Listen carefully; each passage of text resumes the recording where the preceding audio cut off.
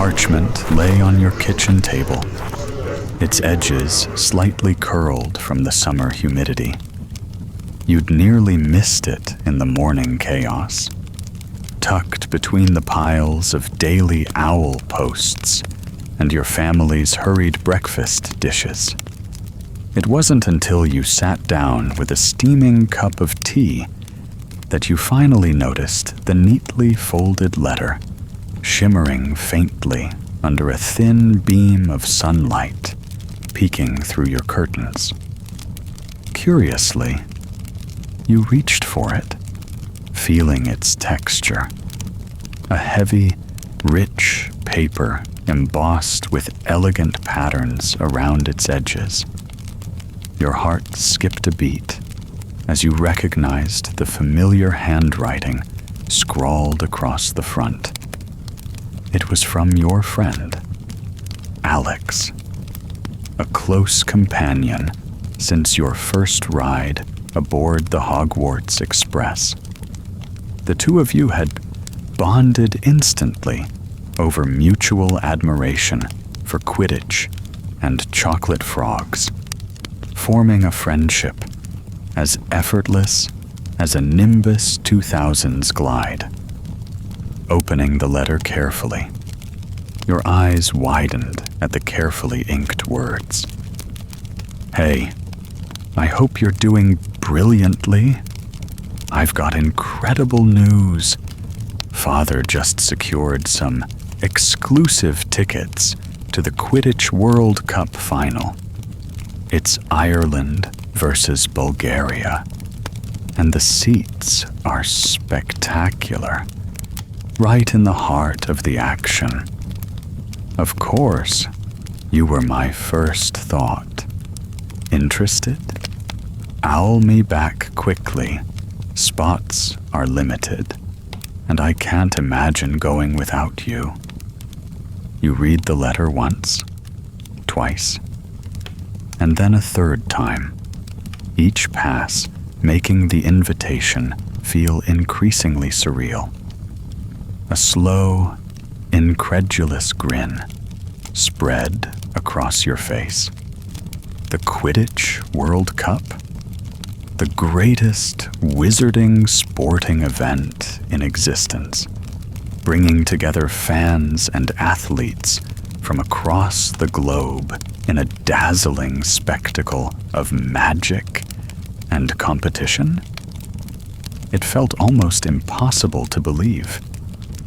But the parchment in your hands was very real, as were the excited butterflies fluttering wildly in your stomach. Taking a moment to gather your thoughts, you reflected briefly on your memories of Hogwarts matches, the exhilarating cheers in the stands, scarves waving enthusiastically, and friends huddled together, screaming encouragement at players weaving daringly through the air.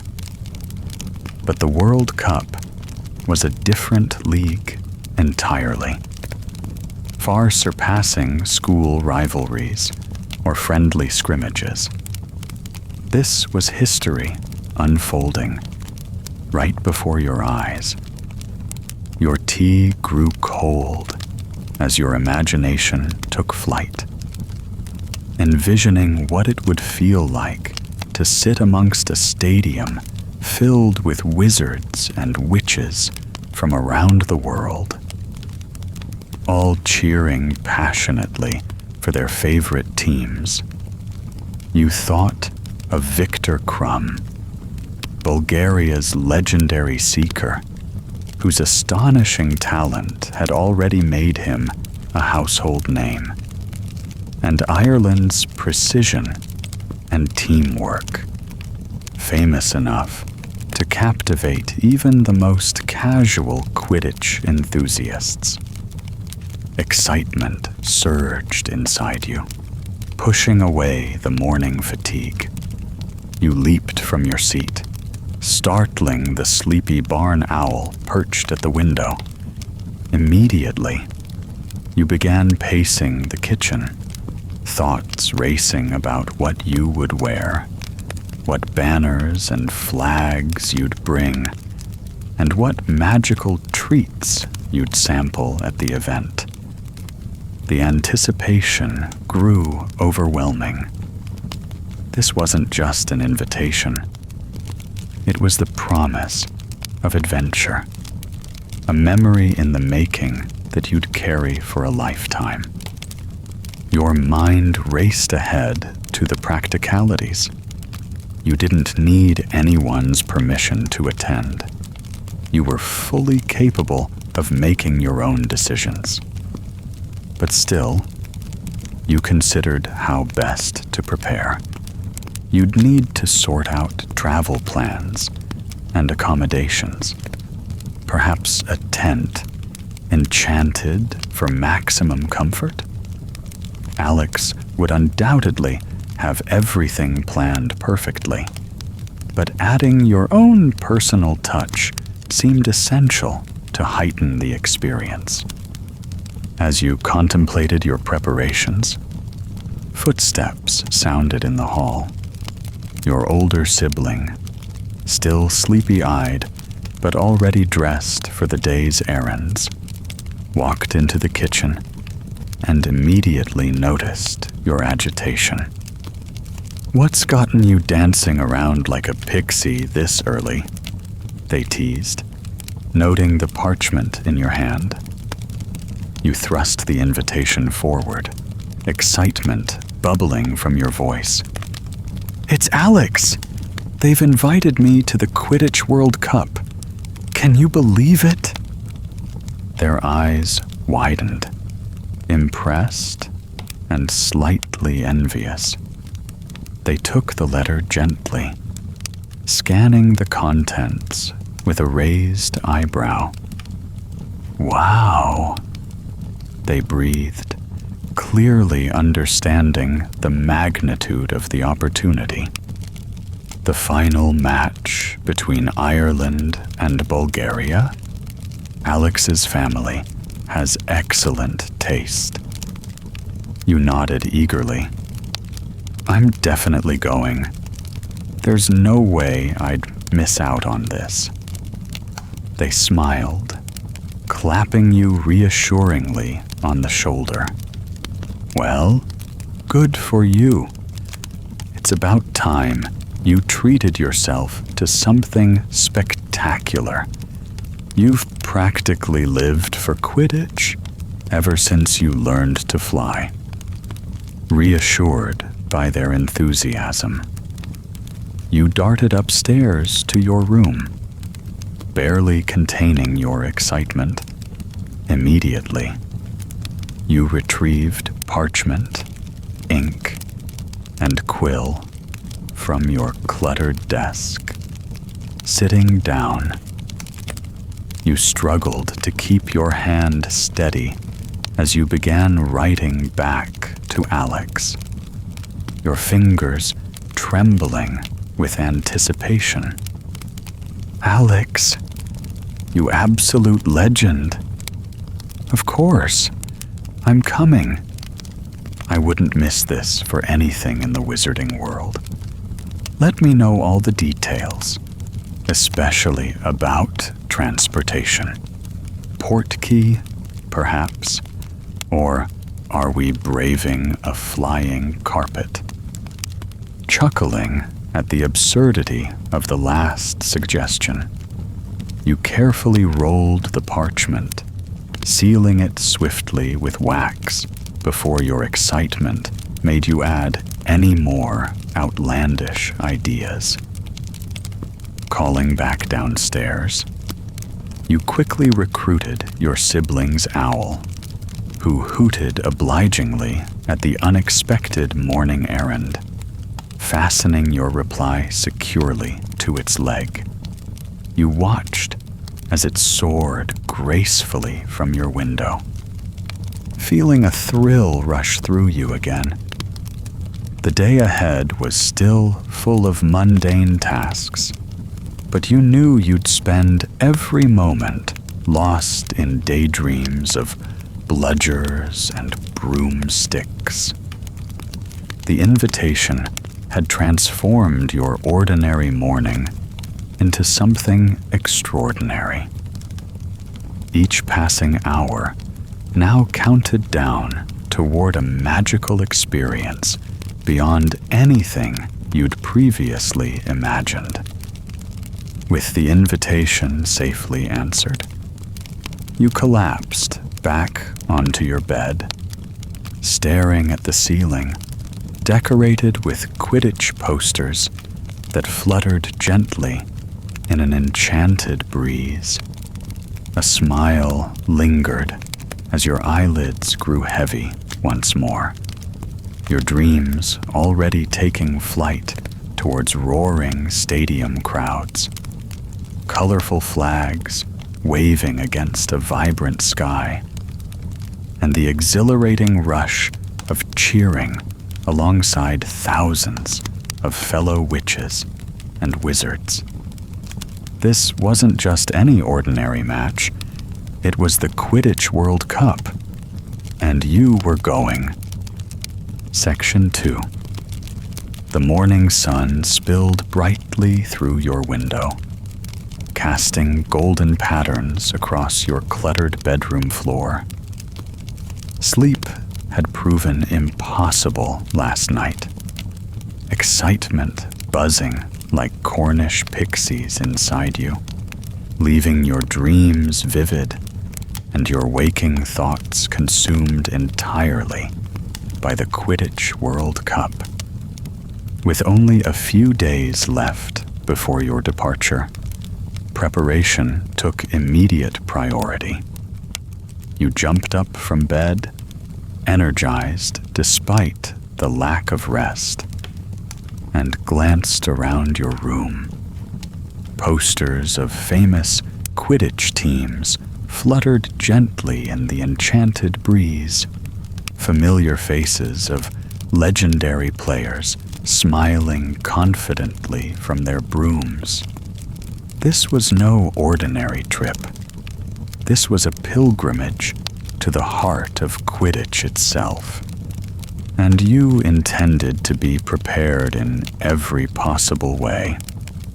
You reached beneath your bed, pulling out your trusty trunk, its worn leather surface etched with initials and stickers from past adventures, carefully flipping open its brass clasps.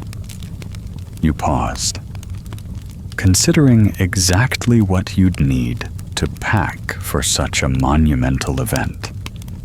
First on the list were the basics: clothing suitable for both magical festivities and potentially unpredictable weather, a few light cloaks for warmth, robes embroidered with your favorite team's colors, bright emerald and gold for Ireland, and scarves bearing vivid designs representing both teams competing.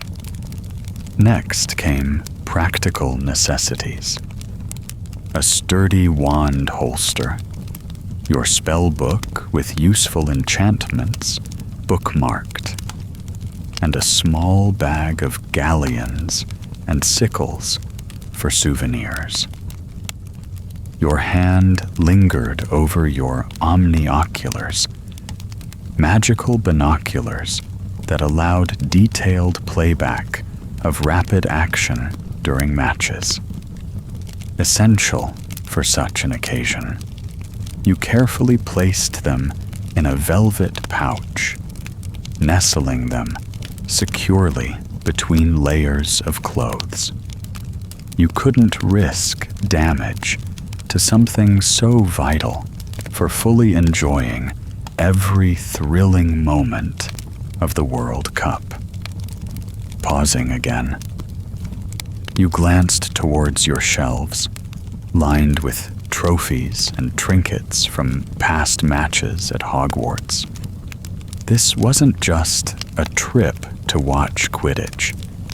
It was an opportunity to connect with countless fans, sharing stories and traditions from across the wizarding world.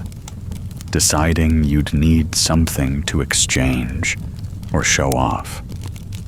You carefully selected a few rare collectible chocolate frog cards and special commemorative badges from Hogwarts Quidditch championships past. A smile tugged at your lips as you imagined meeting other wizards and witches, swapping these mementos and hearing their own adventures. The camaraderie of the wizarding community at such events was legendary, and you could hardly wait to dive into that spirited exchange. With the essentials sorted, your thoughts turned toward magical protection. You rummaged deeper into your trunk, pulling out your trusty pocket sneakoscope, a small spinning top-like device designed to detect deceitful activity, though it often spun unnecessarily. You decided its presence couldn't hurt in an enormous crowd.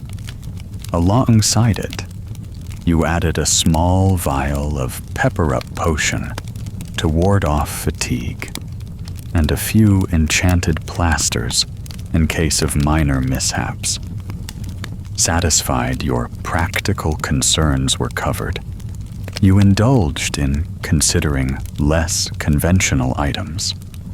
A small wizarding wireless radio might help keep you informed during downtime at the campsite, providing entertainment and updates from wizard broadcasters commenting on matches or celebrity sightings.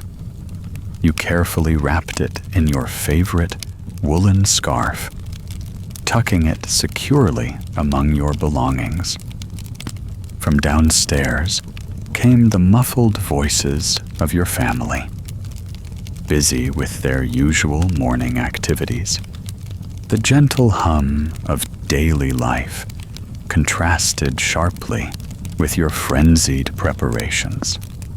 Deciding it best to inform them of your detailed itinerary later, you returned your attention to packing. Of course, snacks for the journey were essential. You swiftly moved toward your stash of Honeyduke sweets, grabbing a selection of favorites: fizzing Whiz-Bees for energy, chocolate frogs for fun, and Bertie Bott's every flavor beans purely for the unpredictability and laughter they inevitably provided. Alongside these treats, you packed pumpkin pasties and cauldron cakes, perfect for sharing with your friends and fellow travelers. Satisfied you had considered nearly everything, you double-checked your mental list again. Clothing? Check. Wand and spellbook? Check.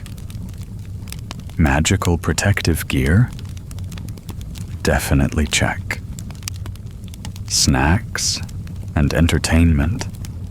Absolutely.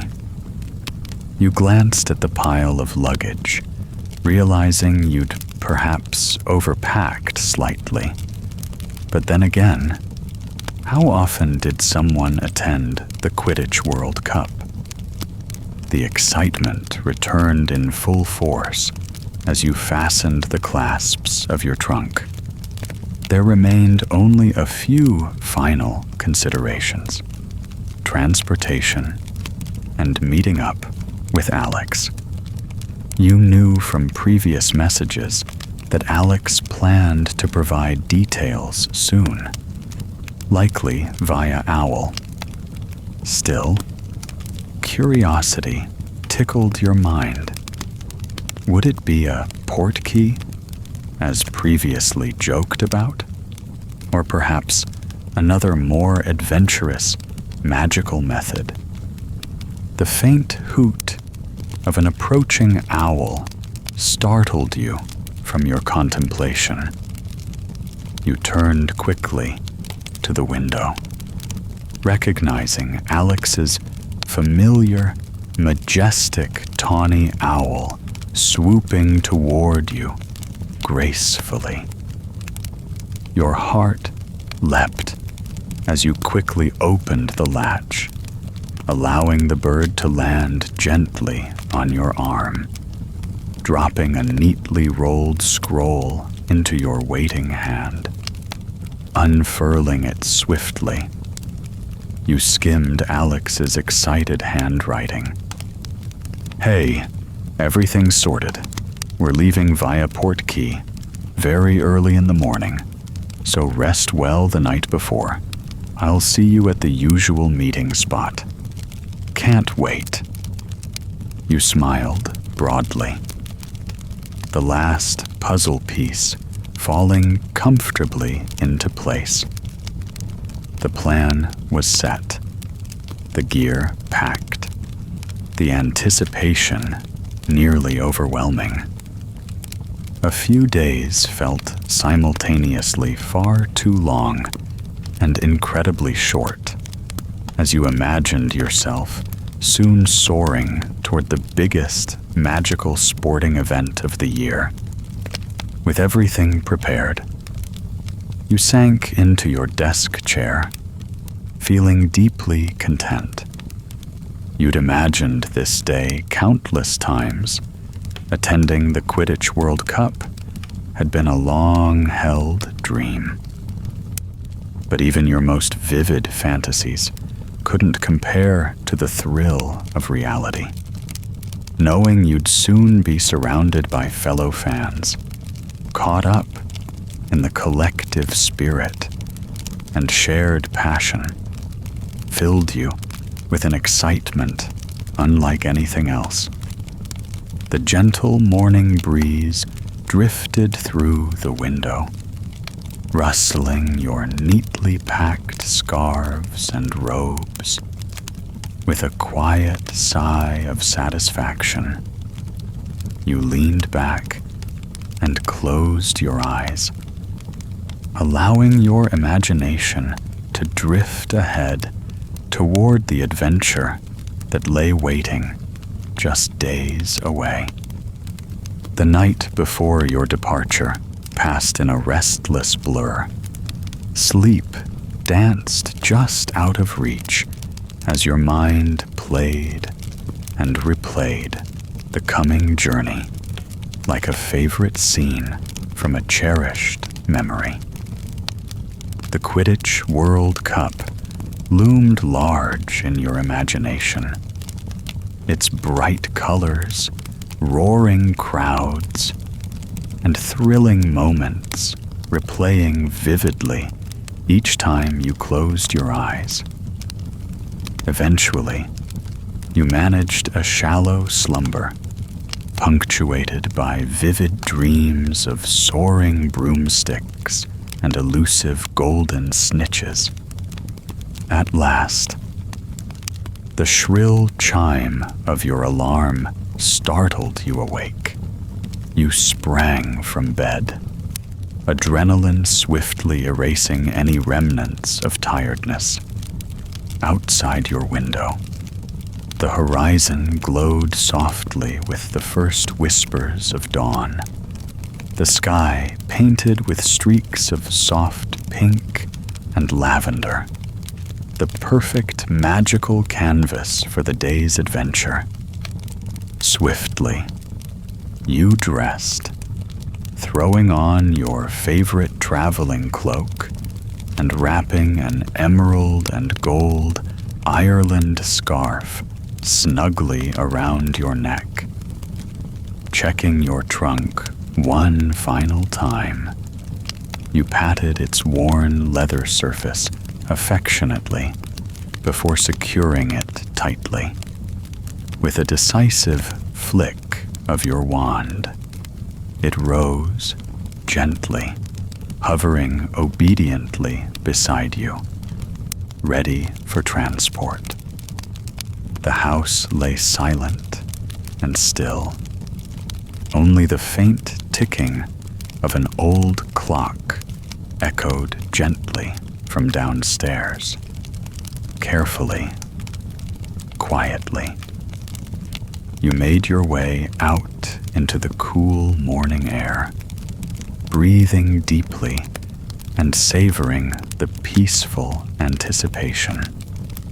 Your footsteps crunched softly along the gravel path, and soon you reached the familiar clearing, the spot you and Alex had jokingly dubbed your Portkey Plaza, a secluded patch of grass nestled between a cluster of trees at the edge of your village.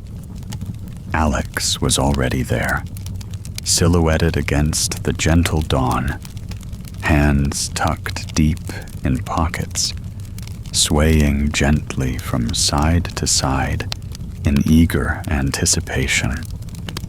They spotted you approaching and waved enthusiastically, their smile radiant even in the dim morning light. "You made it," Alex called quietly, voice just loud enough to carry clearly through the stillness without disturbing the nearby homes. "I was starting to wonder if you'd slept through your alarm." You chuckled, shaking your head. "Not a chance. I hardly slept at all. Too excited." Alex nodded vigorously, bouncing slightly on the balls of their feet, clearly sharing your exhilaration. "I haven't felt this eager since our first year at Hogwarts, waiting on platform 9 3/4. As you laughed, another voice cut through the quiet. "Right, you two, ready for the journey of a lifetime." Emerging from behind the trees was Alex's father, dressed comfortably in traveling robes and holding a battered old boot with an amused grin on his face. It took you a moment to register the significance of the worn footwear before recognizing it immediately. An unmistakable Portkey, enchanted for precisely this purpose. You nodded eagerly, feeling your heart quicken with anticipation. Alex stepped forward, glancing at their watch.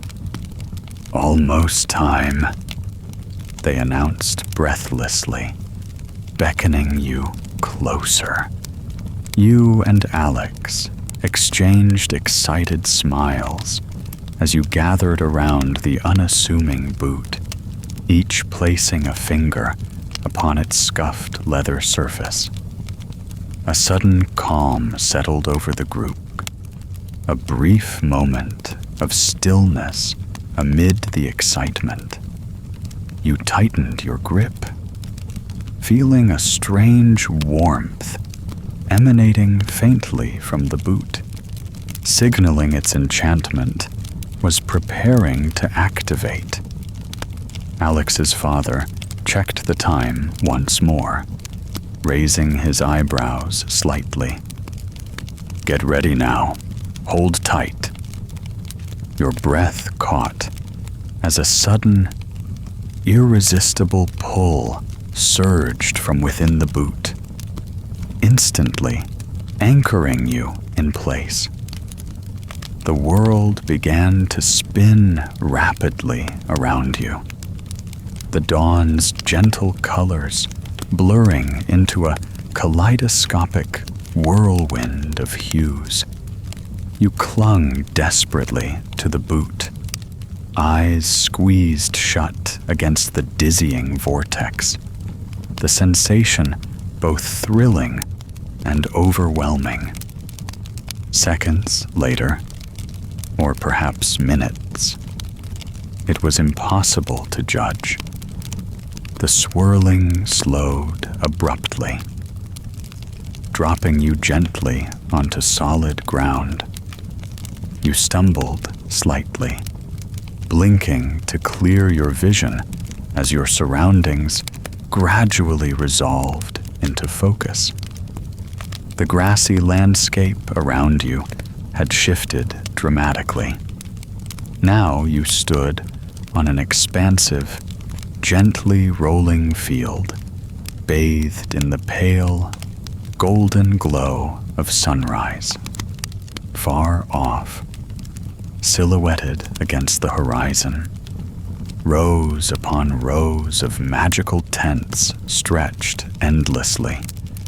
Flags from countries around the wizarding world fluttering cheerfully in the morning breeze.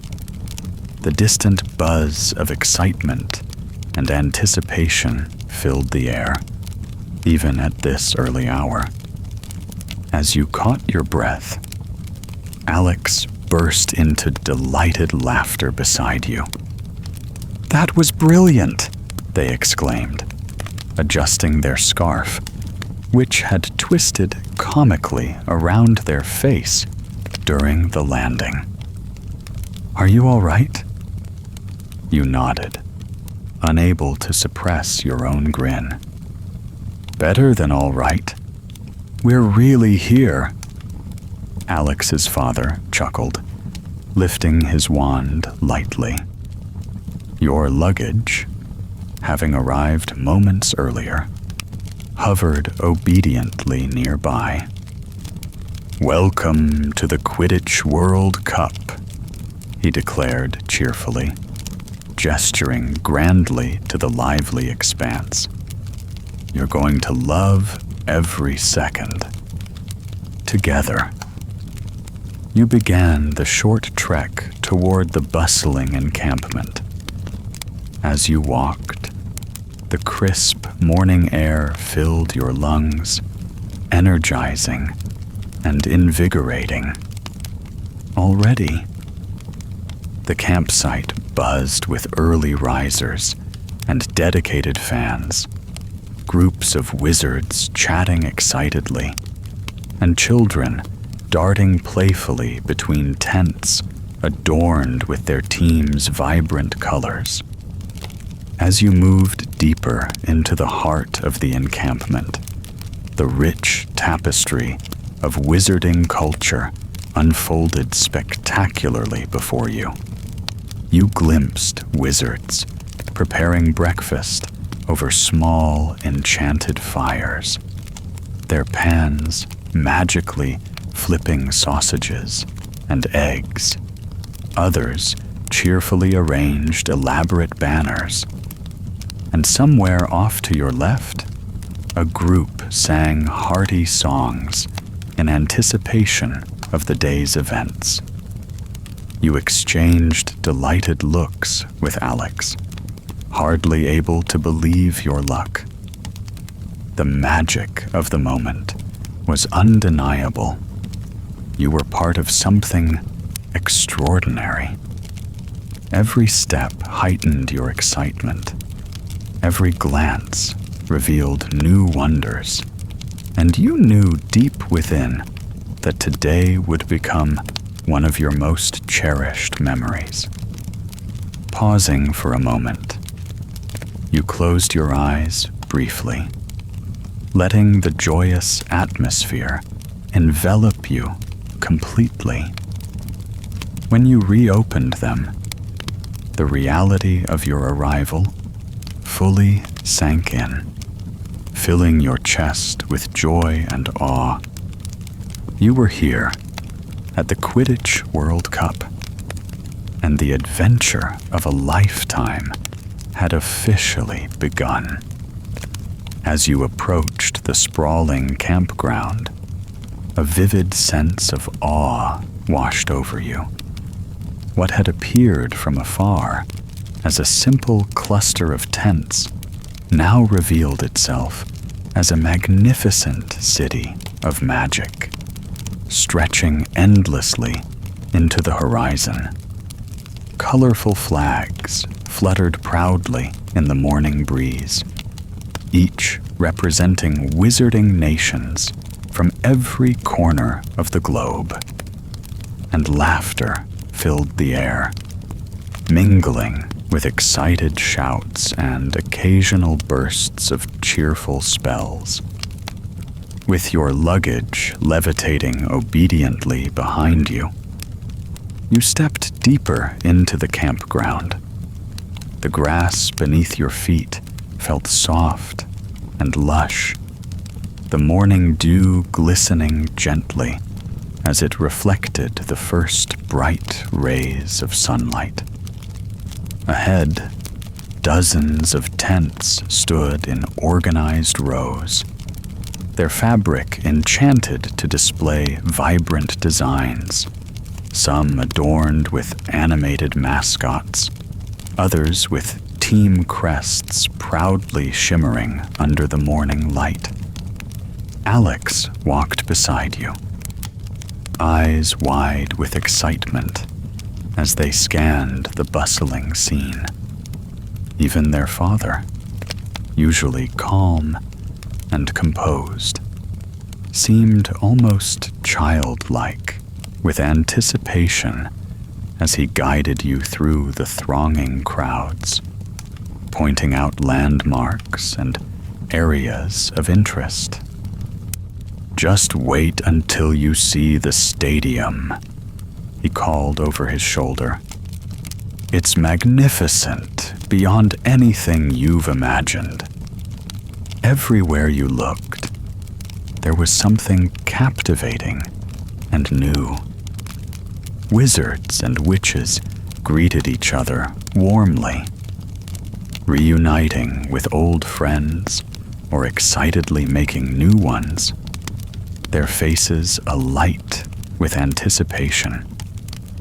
A nearby family had already set up a cheerful breakfast spread outside their enchanted tent, complete with hovering trays of sizzling sausages, freshly baked rolls, and steaming mugs of tea. They waved as you passed, their enthusiasm infectious. As you moved deeper into the heart of the encampment, the magic around you became increasingly vibrant. Groups of younger witches and wizards played impromptu matches of miniature Quidditch, their brooms hovering just inches above the ground as enchanted quaffles and tiny snitches zipped playfully between them.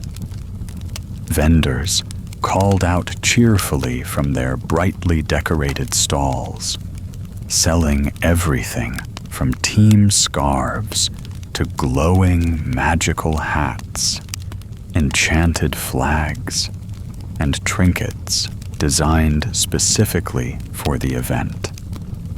You and Alex exchanged delighted glances, silently agreeing that exploring these stalls would be high on your priority list. For now, however, you continued onward, eager to find the perfect spot to set up your own temporary home. Soon, Alex's father paused, gesturing proudly to an empty patch of grass nestled comfortably between two lively groups of fans.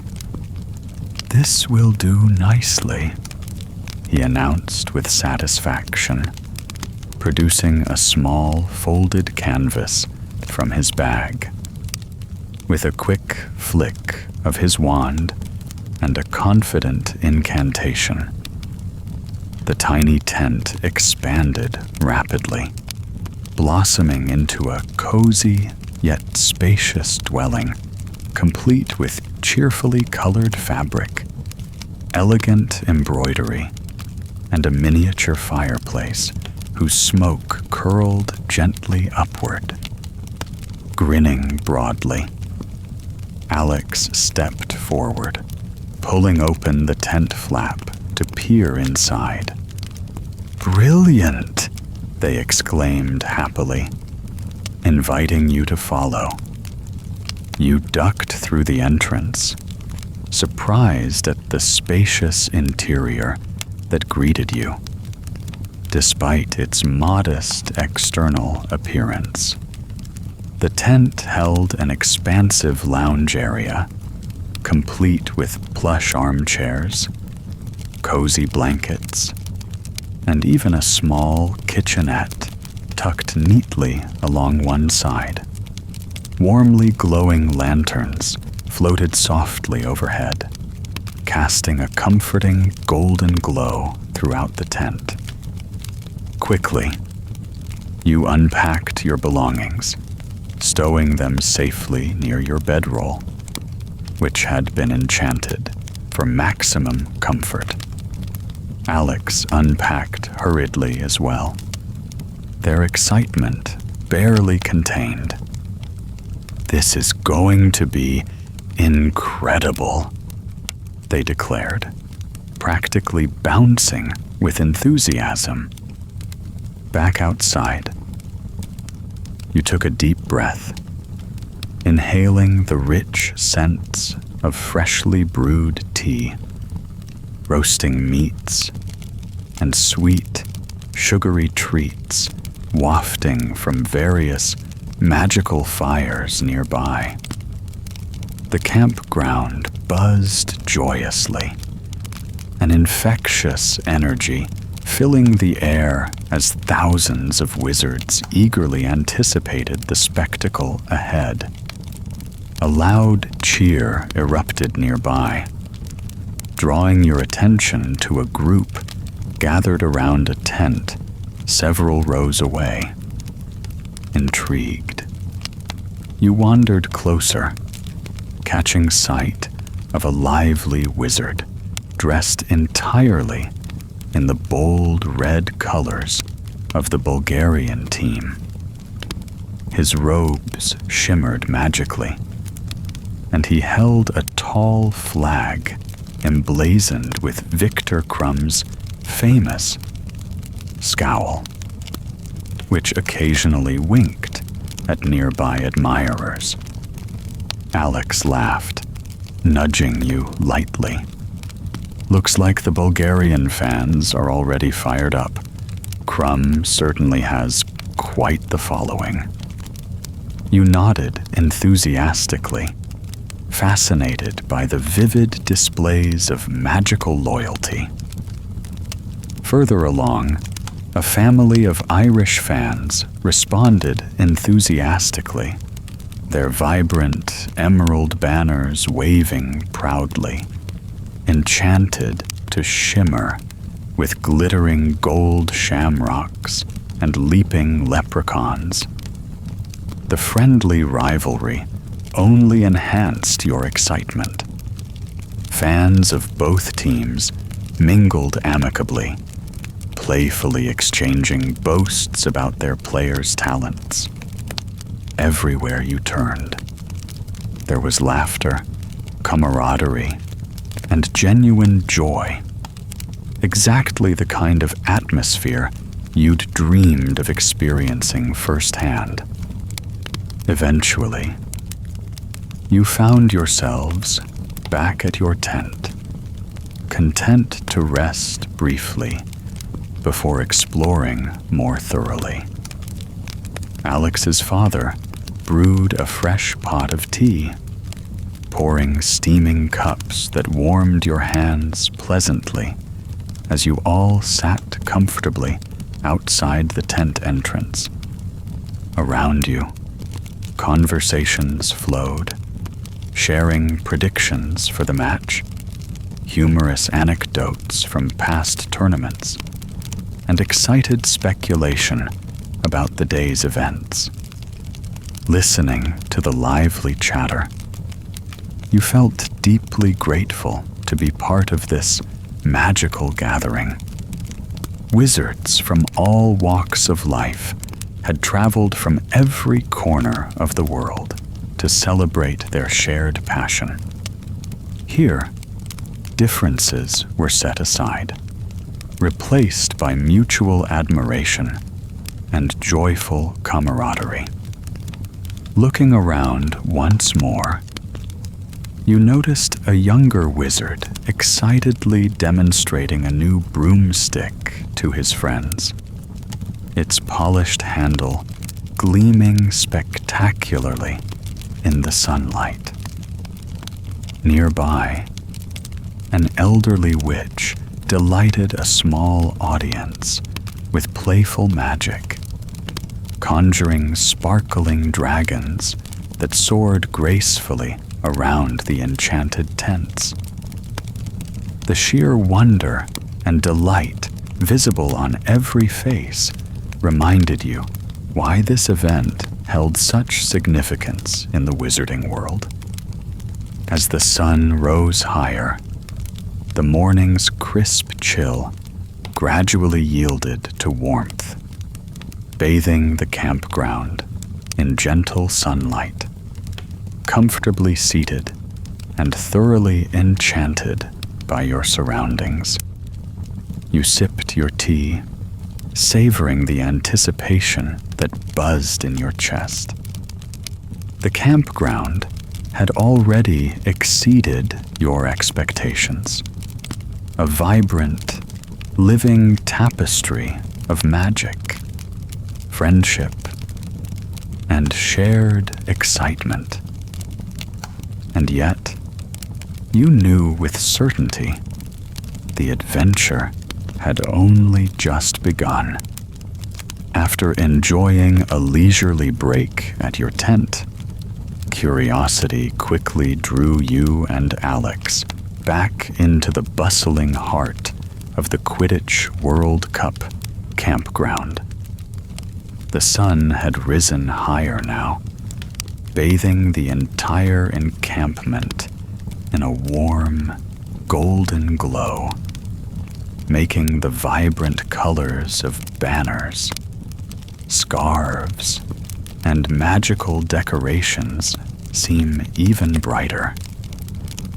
Excitement still hummed through the air, the joyful buzz contagious as witches and wizards continued arriving from all directions. Together, you wandered towards the crowded central area dedicated entirely to wizarding vendors. Rows upon rows of colorful stalls stood beneath cheerful, magically suspended awnings. Each shop overflowed with fascinating items and enticing treats, creating a mesmerizing display that invited exploration. The first vendor to catch your eye featured stacks of scarves, gloves, and hats bearing elaborate designs of team crests and symbols. An enthusiastic vendor with a wide smile greeted you warmly, waving you closer. Best scarves at the cup, charmed to keep you warm and cheer louder, she announced cheerfully, demonstrating a bright Irish scarf that, when waved, created magical green sparks that shimmered briefly in the air. Alex laughed appreciatively, quickly purchasing a scarf emblazoned with miniature golden shamrocks that danced joyfully around the edges whenever shaken. You selected a similar scarf, appreciating the silky softness and comforting warmth, wrapping it around your neck immediately. You smiled as gentle sparks rose and fell playfully around you, moving onward. Your attention was immediately captured by the irresistible aroma drifting from a sweet shop nearby. You approached eagerly, marveling at the shelves laden with treats that sparkled enchantingly beneath the sun. candied apples glowed with magical colors. Levitating jars of sugar quills hovered invitingly, and chocolate frogs croaked softly from their enchanted packages. Unable to resist, you picked up several packs of chocolate frogs and a generous bag of fizzing Whizbees. Alex excitedly selected a package of Bertie Bott's every flavor beans, their mischievous grin suggesting an entertaining tasting session later on. The friendly witch running the stall smiled warmly, chatting pleasantly about past tournaments as she packed your sweets carefully. Further along, you came across a fascinating stall selling enchanted toys and souvenirs. Small miniature broomsticks zipped playfully around overhead, performing daring loops and barrel rolls that delighted a small crowd of admiring children gathered nearby. Intrigued, you stopped to watch a demonstration of a small, glittering golden Snitch replica that could hover and dart swiftly about, just like the real thing. Hooked, you purchased one, envisioning the hours of amusement it would provide long after the tournament ended. Alex, meanwhile, selected a miniature Quidditch pitch diorama enchanted to replay famous historical matches, complete with tiny, moving figurines of legendary players soaring gracefully above the tiny stands.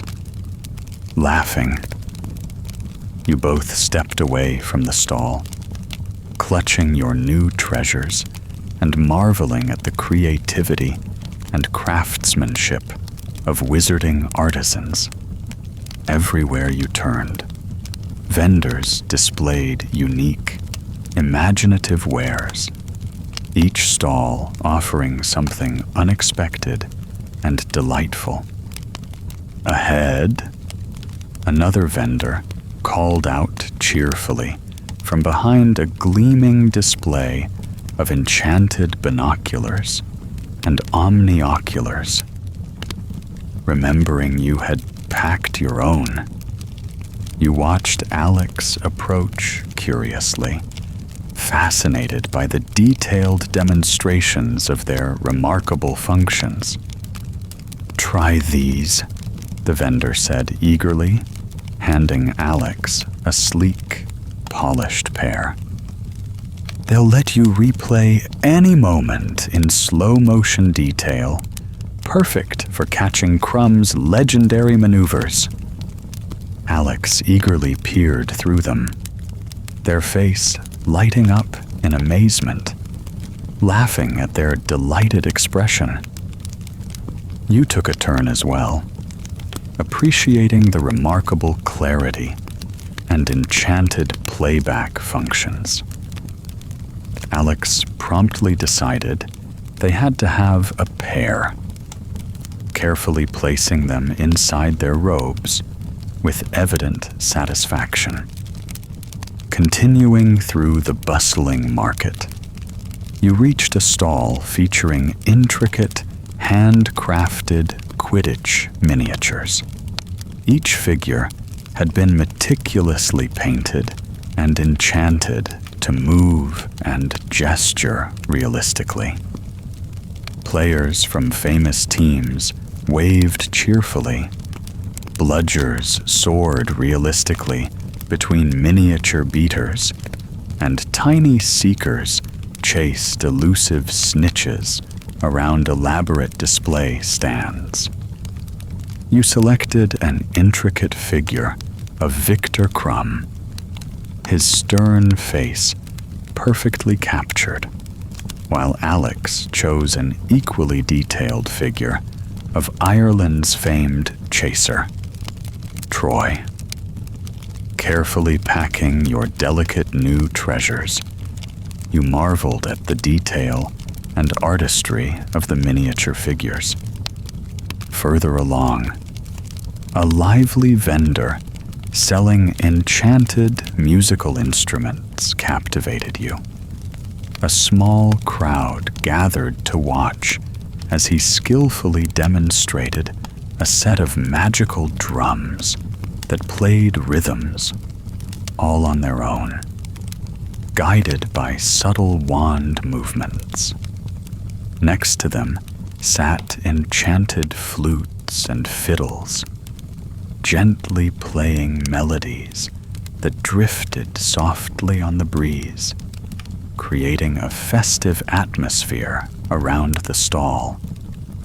As you watched, Alex joined the crowd enthusiastically, clapping along with the lively rhythm. You laughed, appreciating the carefree joy that permeated every moment spent exploring this magical marketplace.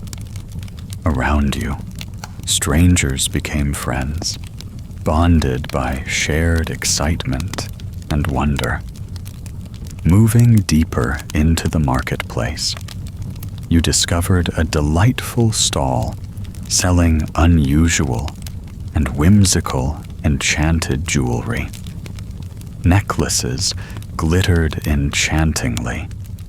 Bracelets shimmered softly in changing hues, and rings glowed gently, changing colors to reflect the wearer's mood.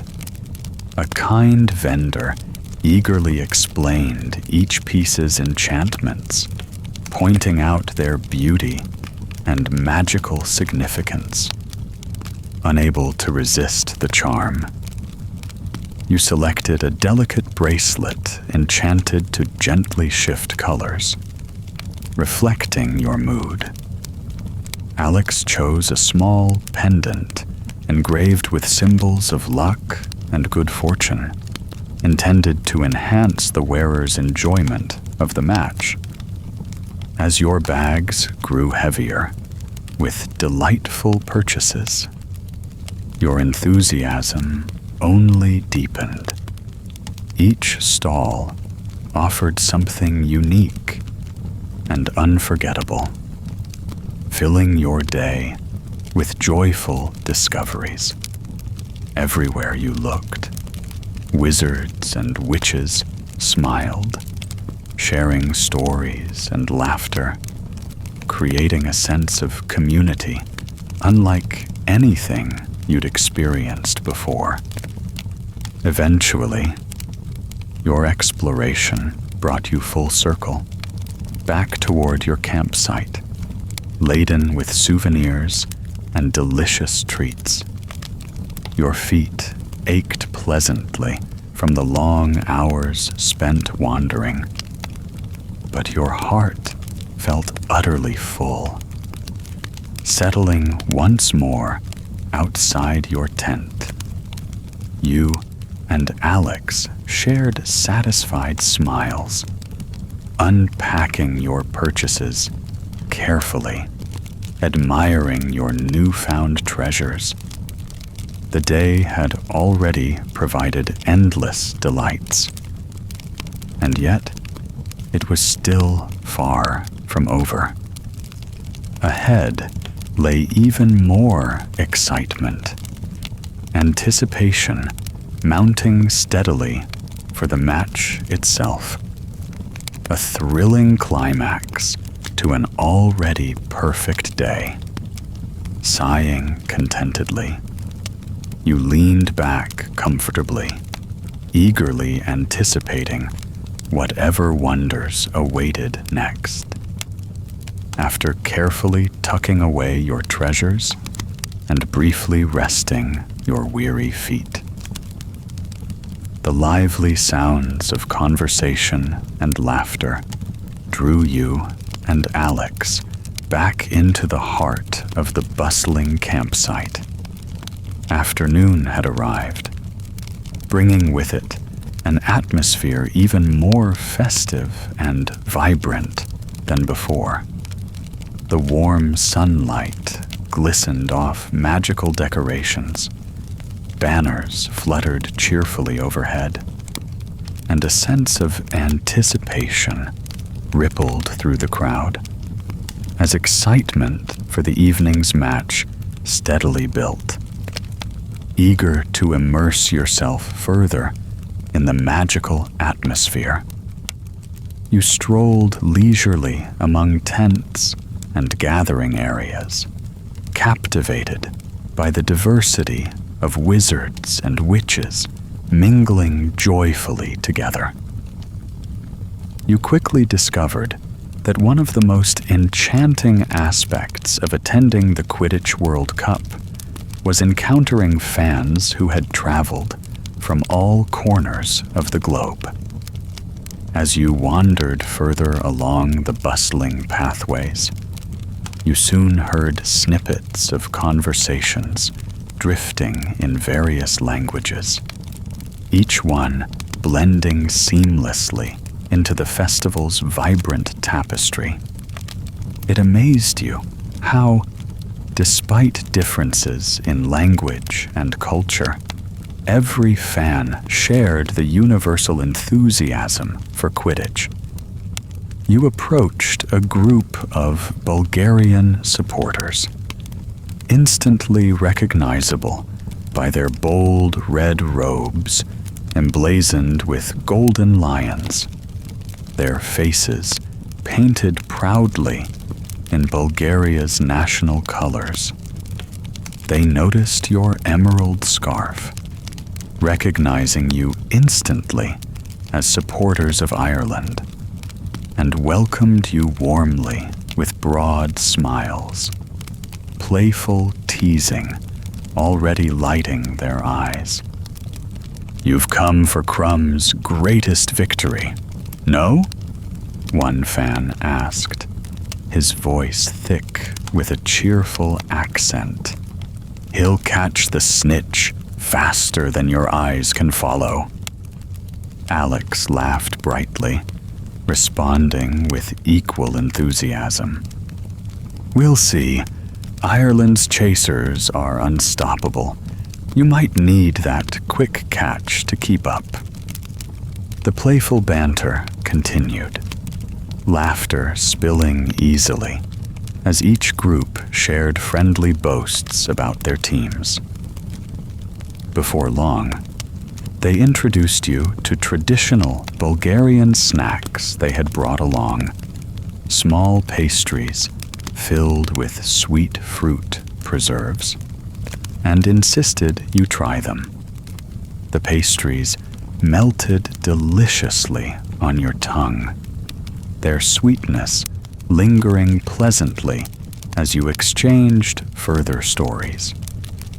Moving on, your curiosity led you towards a colorful cluster of tents where enthusiastic French supporters had gathered, their silken scarves displaying elegant patterns of gold and azure.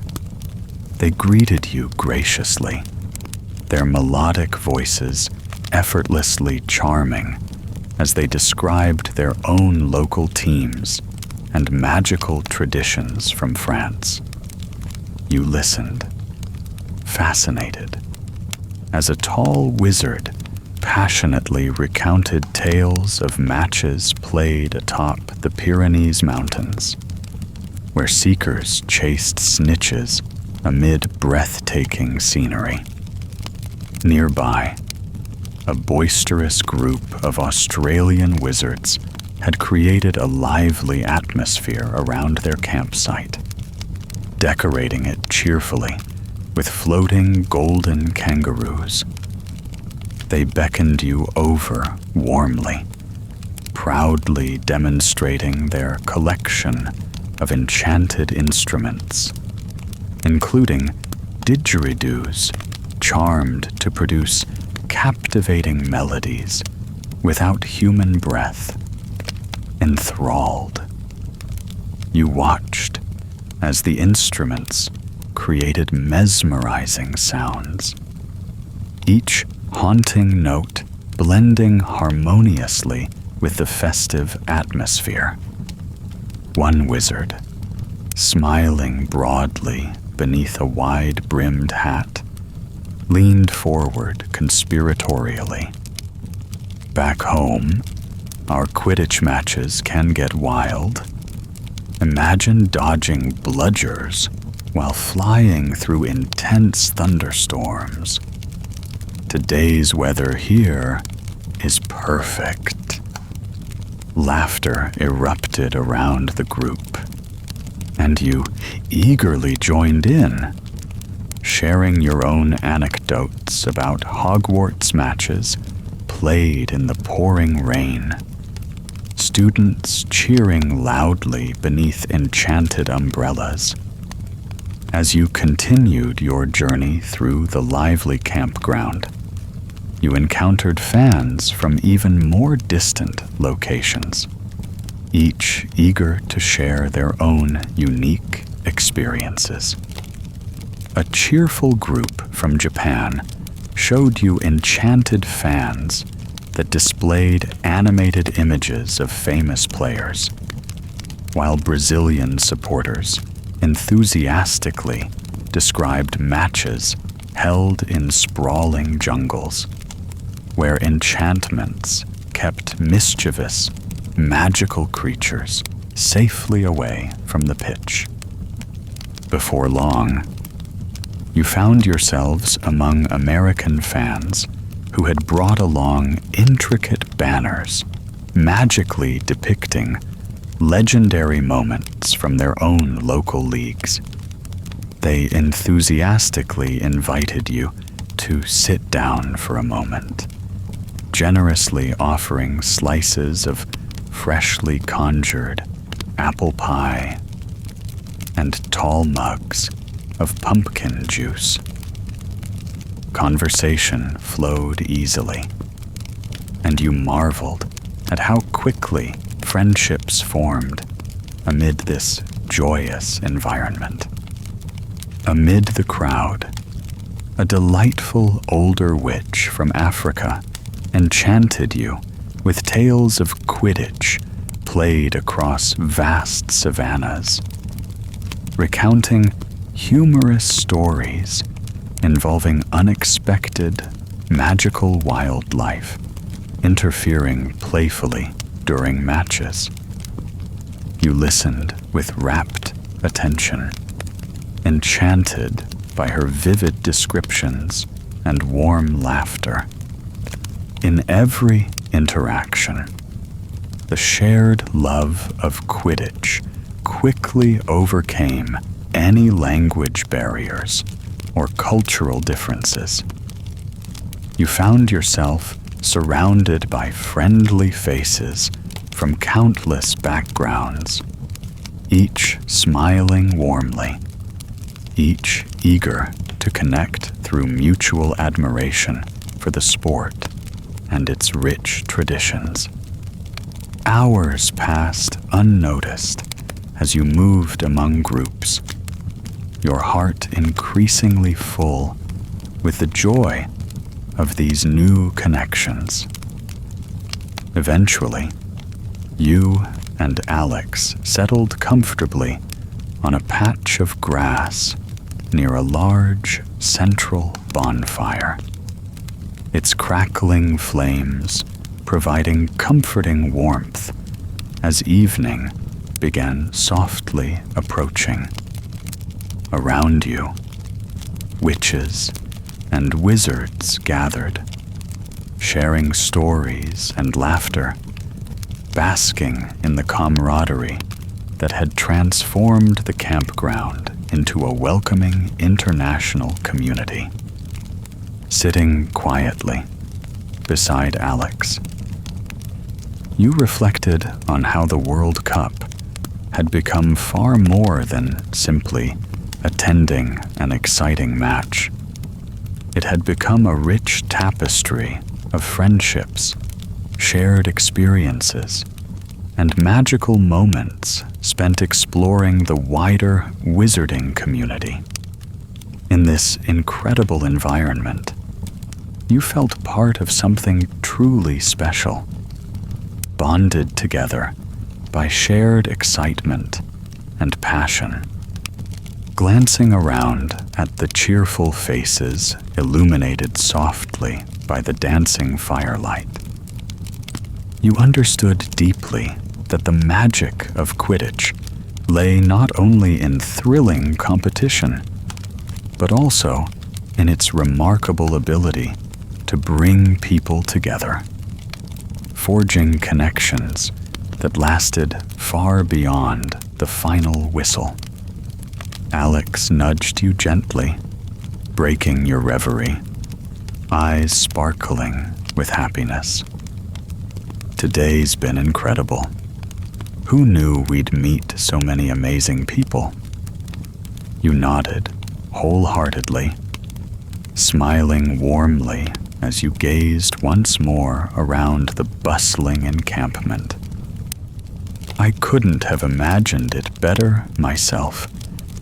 This, you gestured expansively around at the joyful scene, is exactly what Quidditch is all about. As twilight began to deepen the sky into shades of velvety purple and rich navy, the campground underwent a subtle transformation. Lanterns began to flicker to life, their enchanted flames glowing softly in myriad colors, casting cheerful pools of amber, emerald, and cerulean onto the bustling crowds below.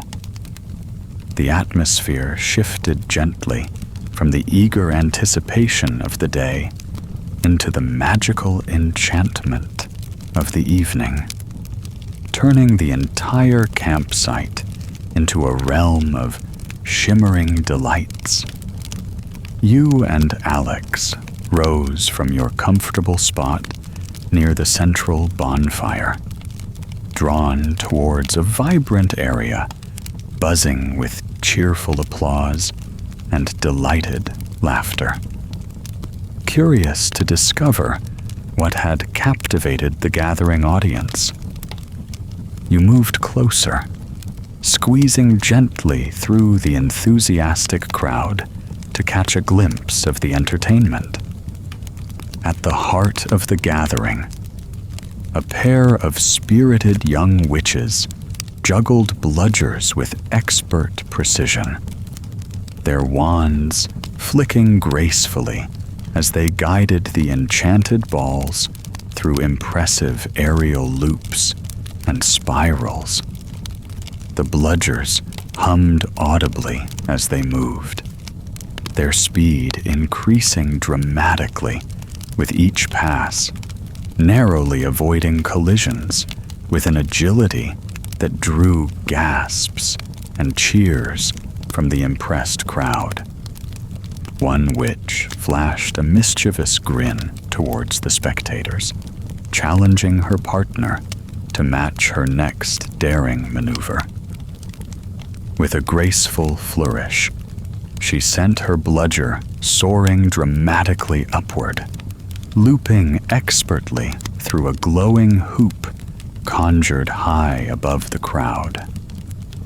The spectators burst into delighted applause, clearly impressed by her skill and daring. Nearby, another cluster of fans gathered excitedly around an older wizard wearing robes embroidered with sparkling constellations. His wand traced elegant arcs through the air, conjuring mesmerizing illusions that captivated his audience. Dragons emerged gracefully from thin air, their translucent forms glimmering delicately beneath the starlit sky, soaring elegantly overhead before dissolving gently into shimmering mist. Children giggled joyfully, reaching upward in awe their tiny hands brushing lightly against the magical creations before they faded gracefully. The wizard smiled warmly, waving cheerfully to the delighted children before conjuring a spectacular phoenix, its vibrant feathers flickering with fiery brilliance as it soared gracefully around the cheering crowd.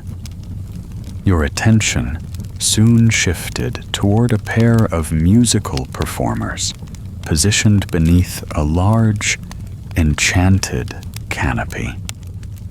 The music drifting softly through the evening air was irresistible, its magical notes weaving gently into the festive atmosphere.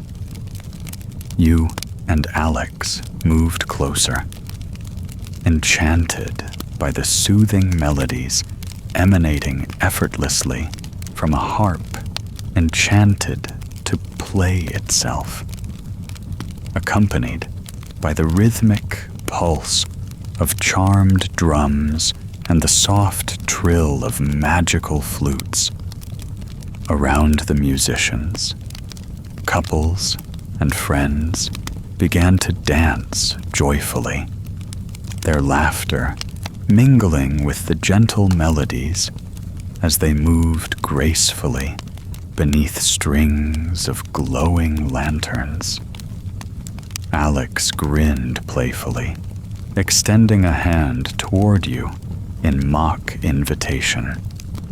You laughed, gently shaking your head, but stepping closer anyway, content simply to enjoy the warm, vibrant scene. Nearby, a group of lively performers dressed in vibrant, sparkling robes drew your gaze once more. They twirled elegantly, their movements creating mesmerizing patterns of color as their enchanted clothing shifted hues with each graceful step. Watching closely, you realized their robes depicted dynamic images of famous Quidditch matches, magical scenes replaying vividly on the flowing fabric as the performers danced effortlessly. You and Alex applauded appreciatively, thoroughly enchanted by the creativity and skill displayed by each performance. As you wandered further into the bustling entertainment area, a cheerful vendor nearby invited spectators to sample his array of delicious, enchanted snacks, each treat creating amusing temporary enchantments on the consumer. Unable to resist, you selected a small, shimmering pastry and took a cautious bite. Instantly, your hair transformed into vibrant shades of emerald and gold, Ireland's team colors glowing brightly. Alex laughed in delight, eagerly choosing another snack that instantly caused their cheeks to shimmer gently, sparkling playfully beneath the lamplight. Further ahead, you discovered an astonishing magical puppet show unfolding atop a miniature stage. Tiny, enchanted figures performed spectacular scenes from famous Quidditch matches, complete with miniature broomsticks zipping swiftly around an enchanted arena. Children and adults alike laughed cheerfully, applauding enthusiastically whenever a tiny puppet scored a goal or captured the tiny, darting Snitch. As you continued exploring, you encountered even more captivating entertainment. A mesmerizing illusionist conjuring elaborate scenes of magical creatures, their forms vividly lifelike, prowling majestically around the captivated audience. You marveled at the skill and enchantment that brought these illusions to life, briefly forgetting the outside world as you watched dragons and unicorns prance gracefully across the magical stage. Nearby, a wizard wearing brightly colored robes performed hilarious comedic routines, delighting crowds with whimsical impersonations of famous Quidditch personalities. His exaggerated gestures and playful storytelling drew hearty laughter, making his corner of the encampment especially popular. The entire campsite buzzed vibrantly, each corner offering fresh enchantments, captivating performances, and endless opportunities for laughter and delight. As evening continued gently unfolding, you wandered leisurely from one display to the next, thoroughly enchanted by the festive atmosphere. Pausing for a moment to catch your breath, you and Alex exchanged delighted smiles. The day's experiences had exceeded even your highest expectations, each hour bringing fresh surprises and moments of pure, joyous enchantment.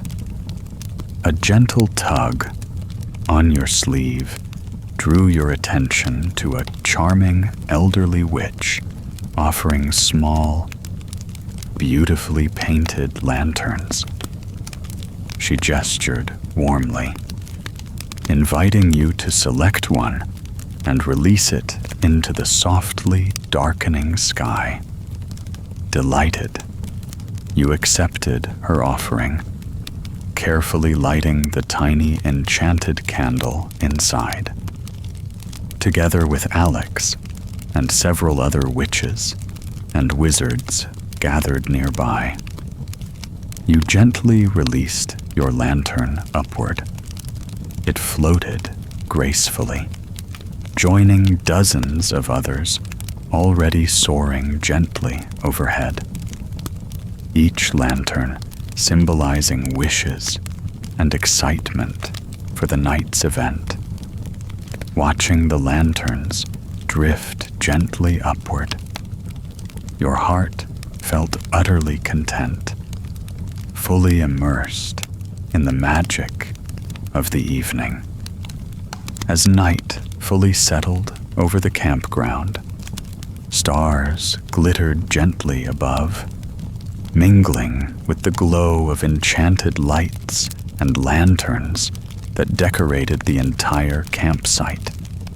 You leaned comfortably against a low wooden railing, watching as performers continued delighting crowds, their enchantments creating an atmosphere both magical and unforgettable.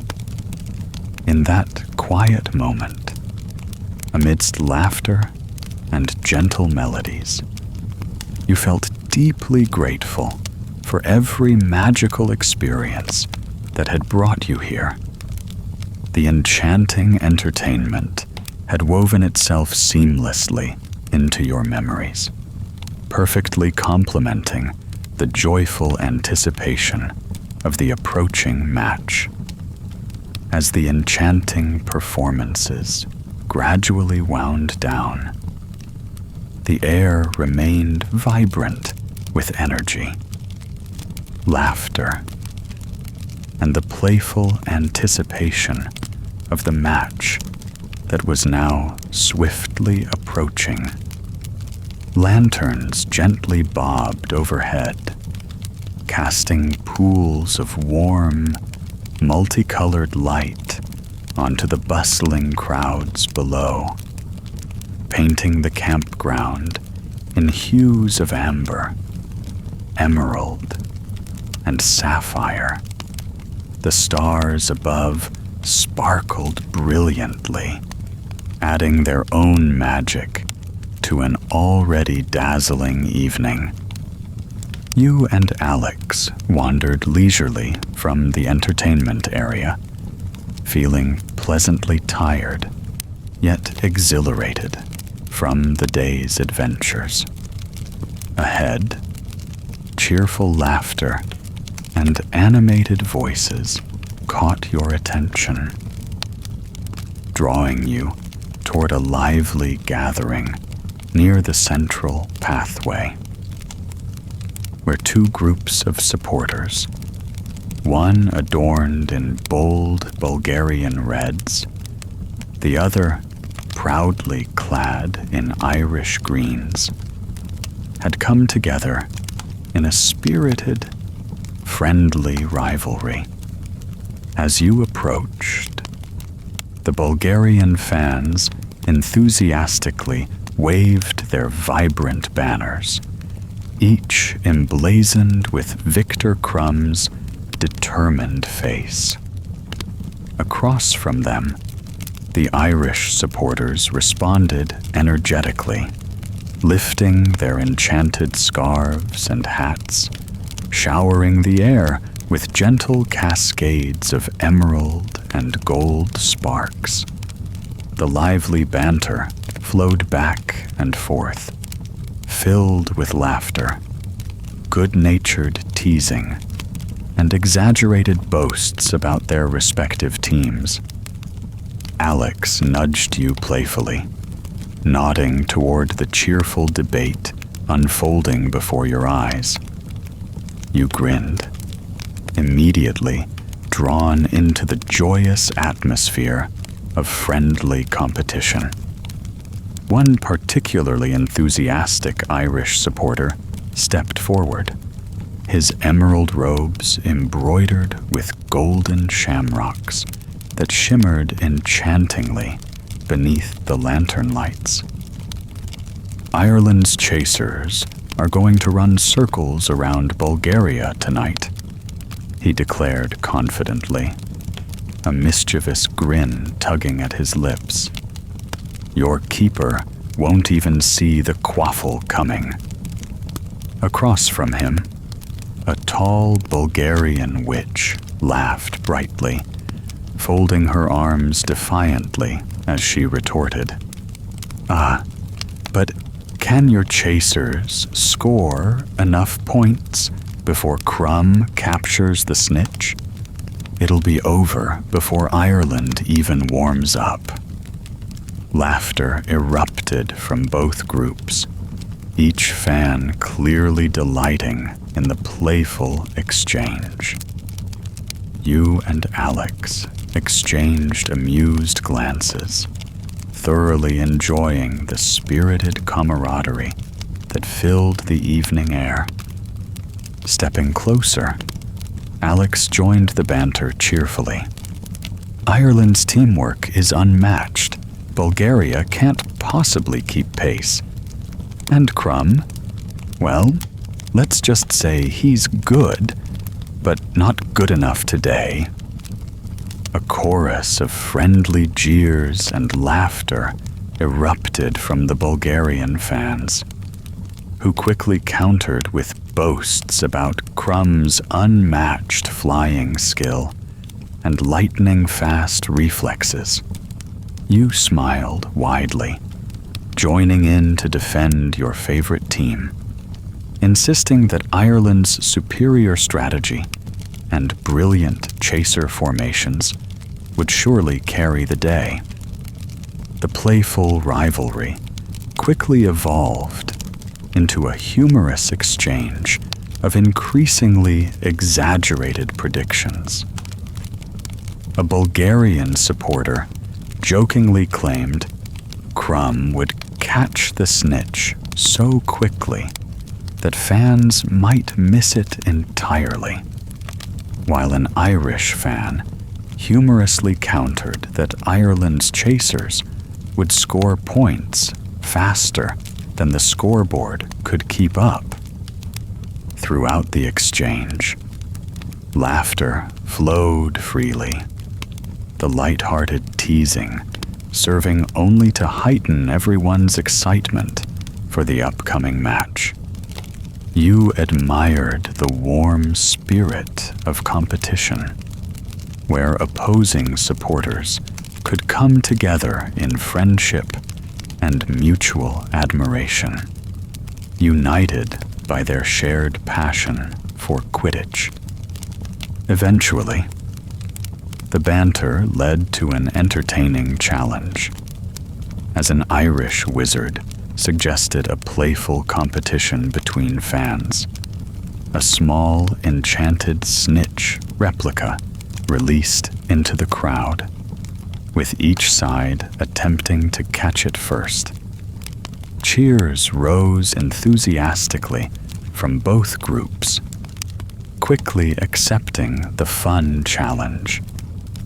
The enchanted Snitch was released, zipping energetically between supporters, darting swiftly in every direction as both Irish and Bulgarian fans scrambled humorously to seize it. You joined the chase enthusiastically, laughing as the Snitch narrowly evaded grasp after grasp, darting tantalizingly close before soaring swiftly out of reach once more. Alex, determination shining brightly in their eyes, dove gracefully forward, nearly grasping the Snitch before it spun swiftly upward, teasingly out of reach. Nearby, a Bulgarian supporter lunged dramatically, tumbling humorously to the ground amid delighted laughter from friends.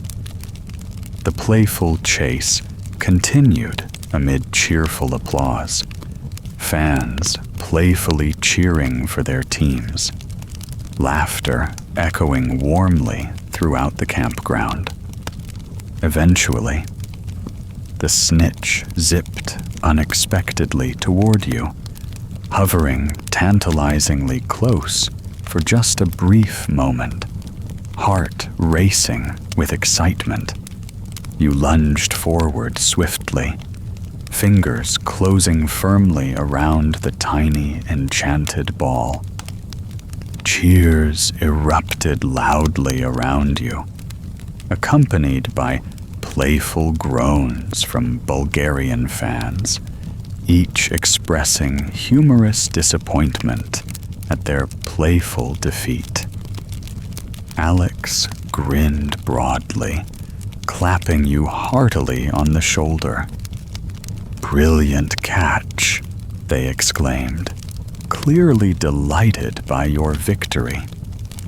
The Bulgarian fans quickly approached, laughing good-naturedly as they congratulated you warmly. One wizard, eyes twinkling with amusement, declared dramatically, "We'll consider this a warm-up.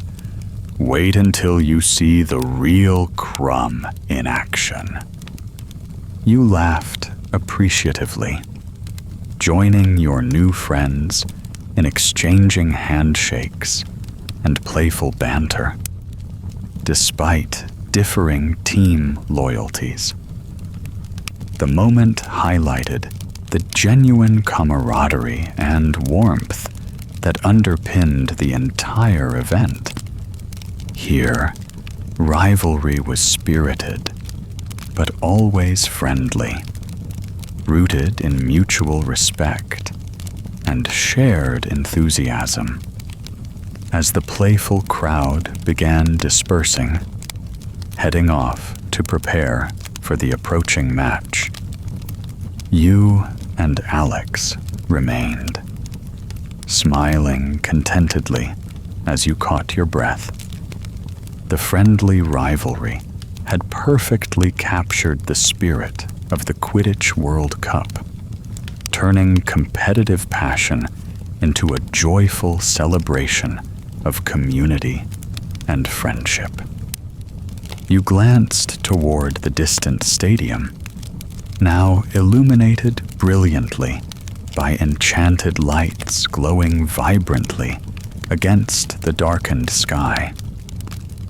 Anticipation surged powerfully inside you, fueled by the lively banter and excitement that had characterized your day. The match loomed closer, promising thrilling moments and unforgettable memories still waiting to unfold.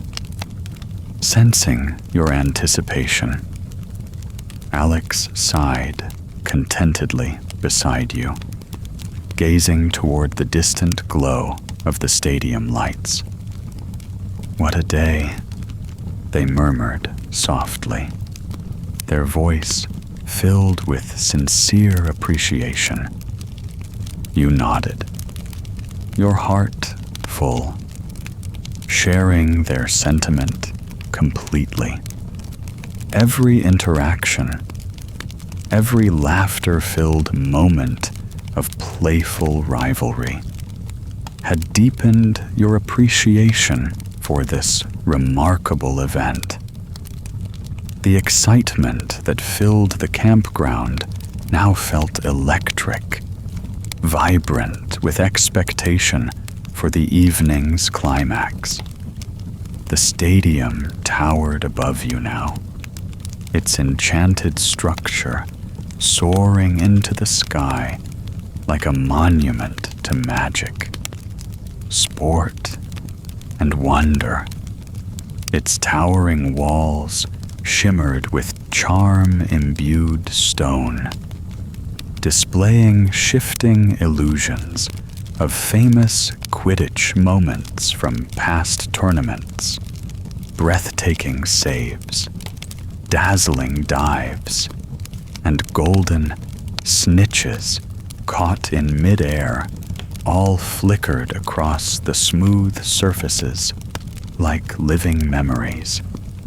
The closer you walked, the more you felt the hum of enchantments pulsing through the air, like the heartbeat of the entire wizarding world.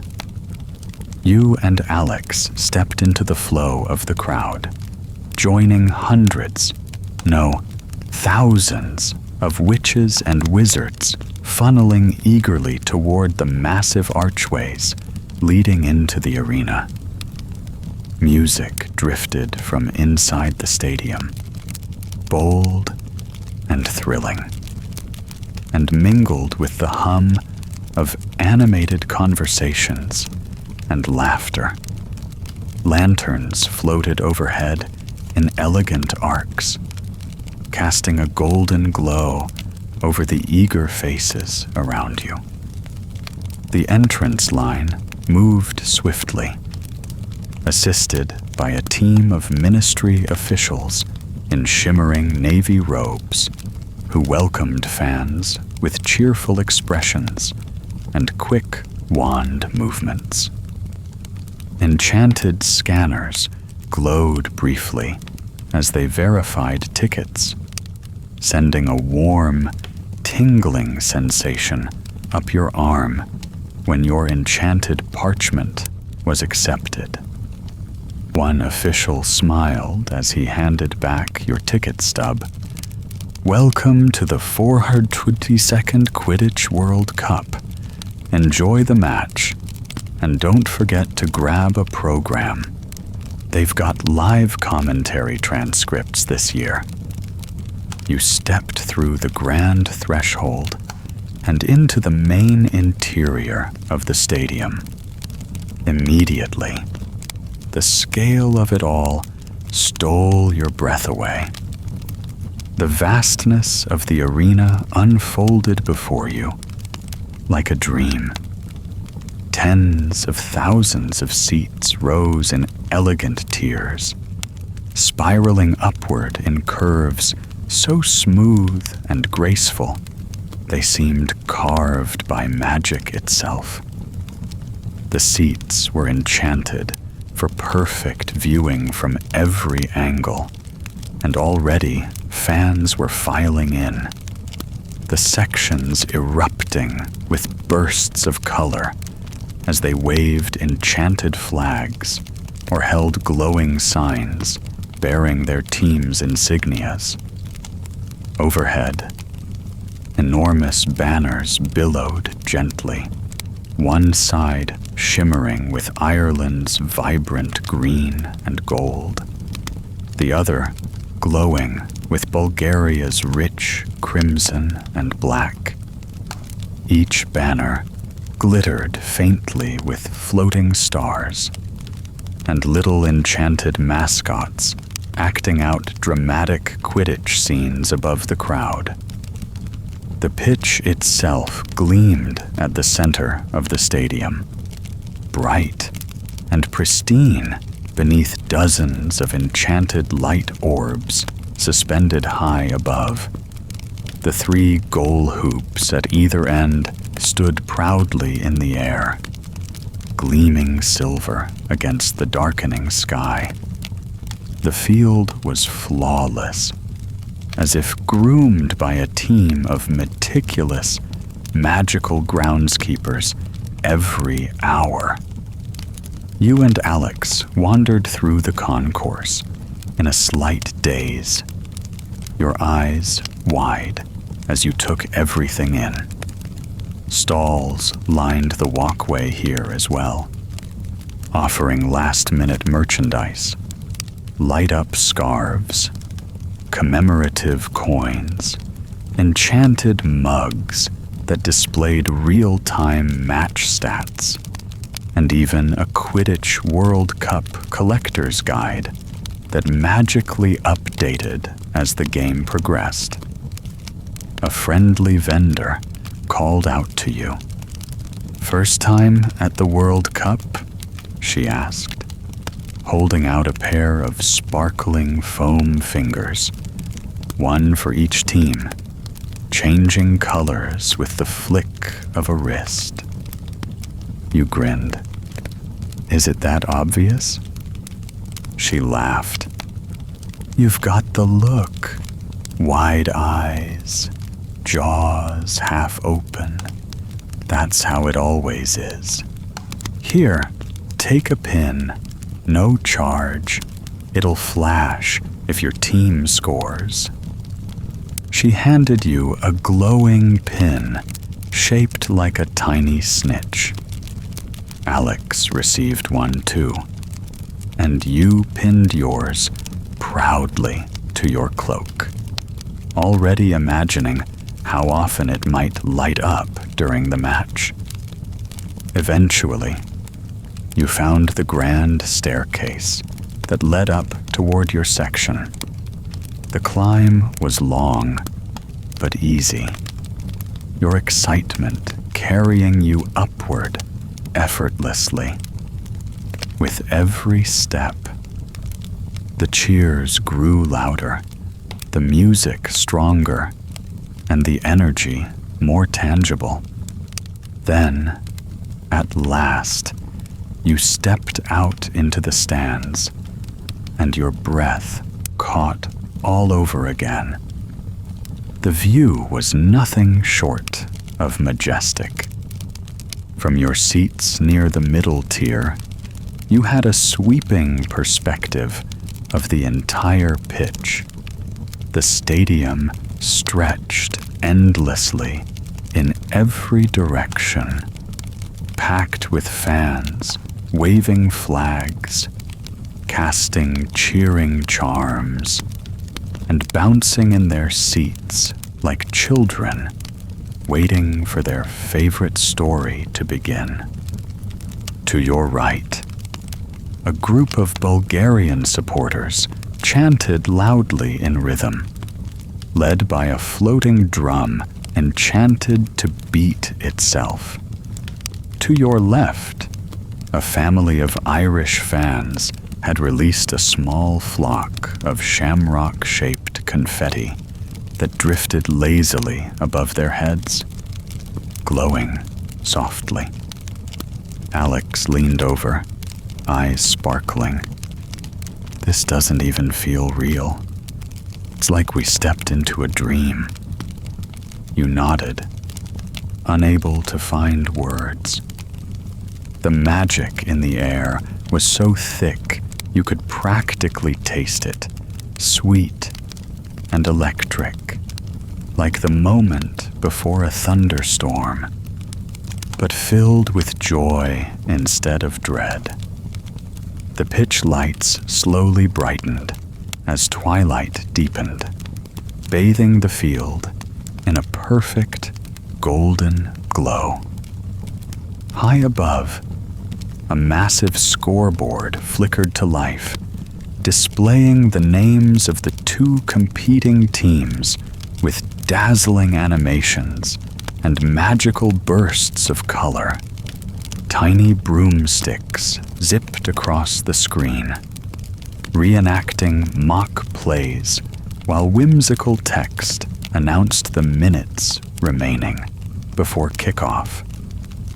An excited murmur swept through the stands as the mascots began to gather at either end of the pitch. On Ireland's side, a troop of leprechauns in glittering emerald suits performed flips and tossed golden coins into the crowd, each one disappearing before it could be caught.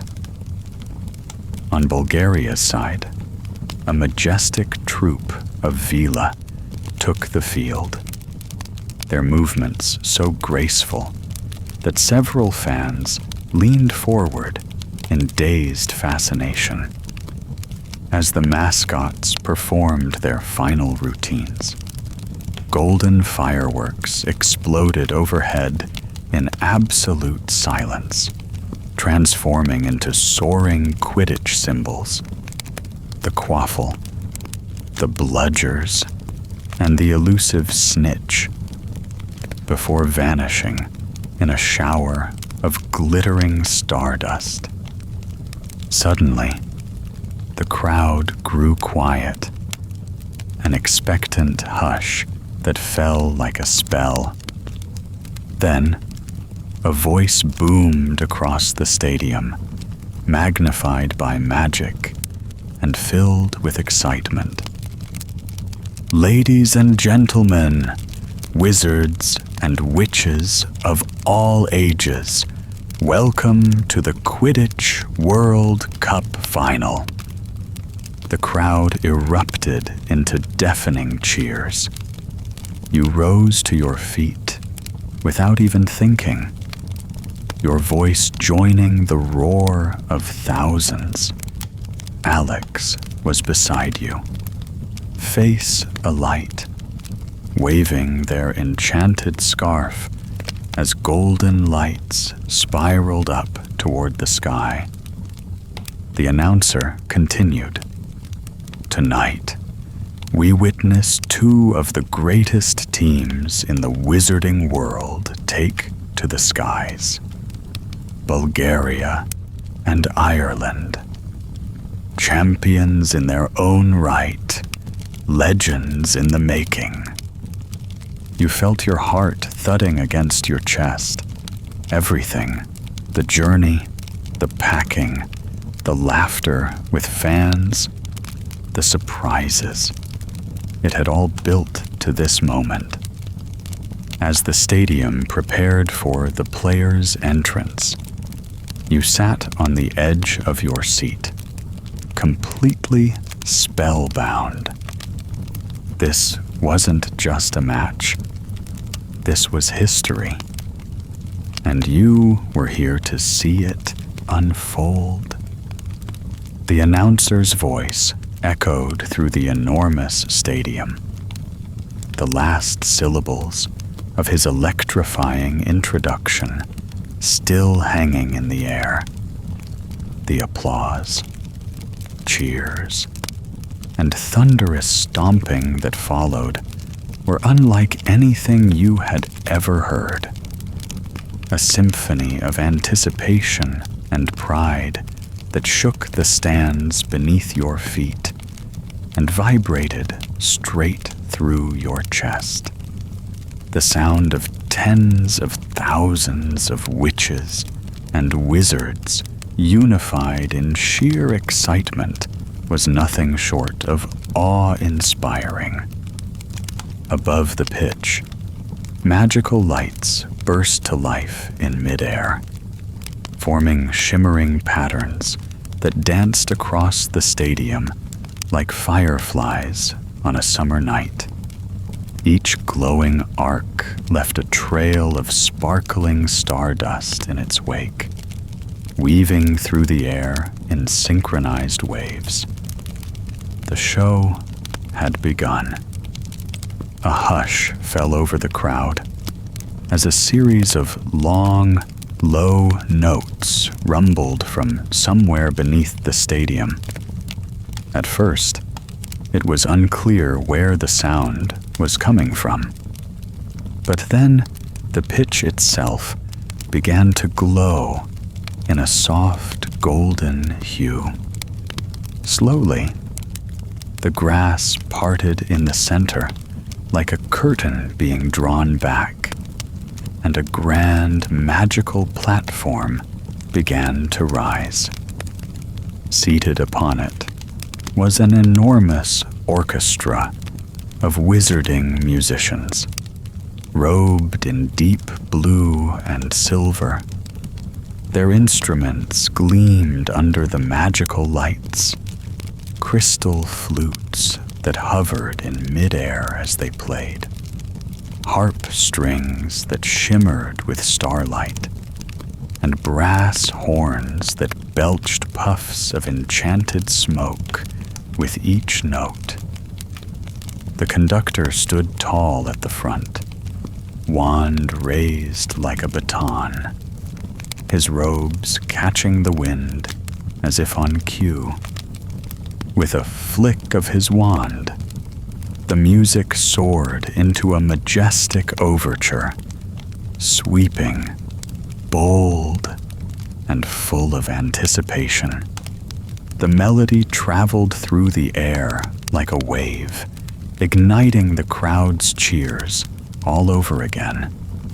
As the music played, magical images appeared high above the stadium, showcasing highlights from the tournament so far.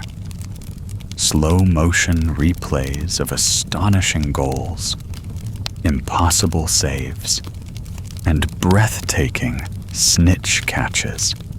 The crowd gasped and cheered at every highlight, reacting as if reliving the moments all over again. Then came the mascots.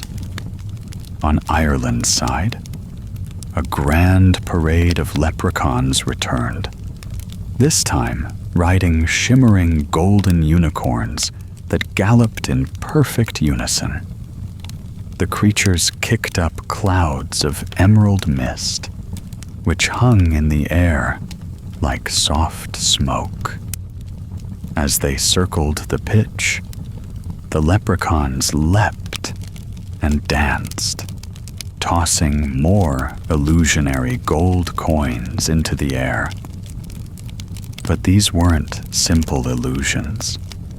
They exploded into tiny, twinkling shamrocks that floated above the crowd, changing color with every cheer. From the opposite side, the villa emerged once again for Bulgaria.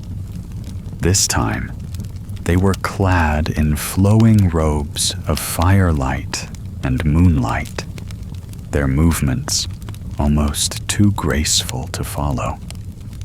They glided across the field, arms raised, spinning in perfect synchrony. As they danced, magical fire bloomed in their wake, burning without heat, the flames forming intricate patterns of Bulgarian symbols in the air. At one point, both sets of mascots met in the center of the field.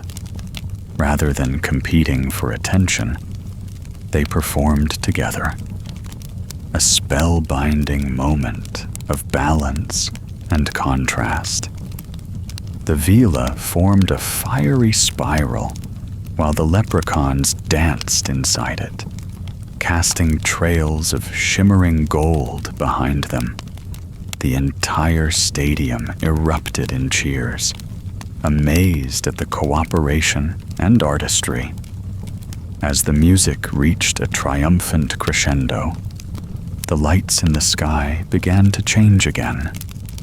This time, two giant, glowing figures emerged above the pitch, one representing Ireland, a majestic hawk with brilliant green feathers, and the other representing Bulgaria, a fierce crimson dragon with eyes like burning coals.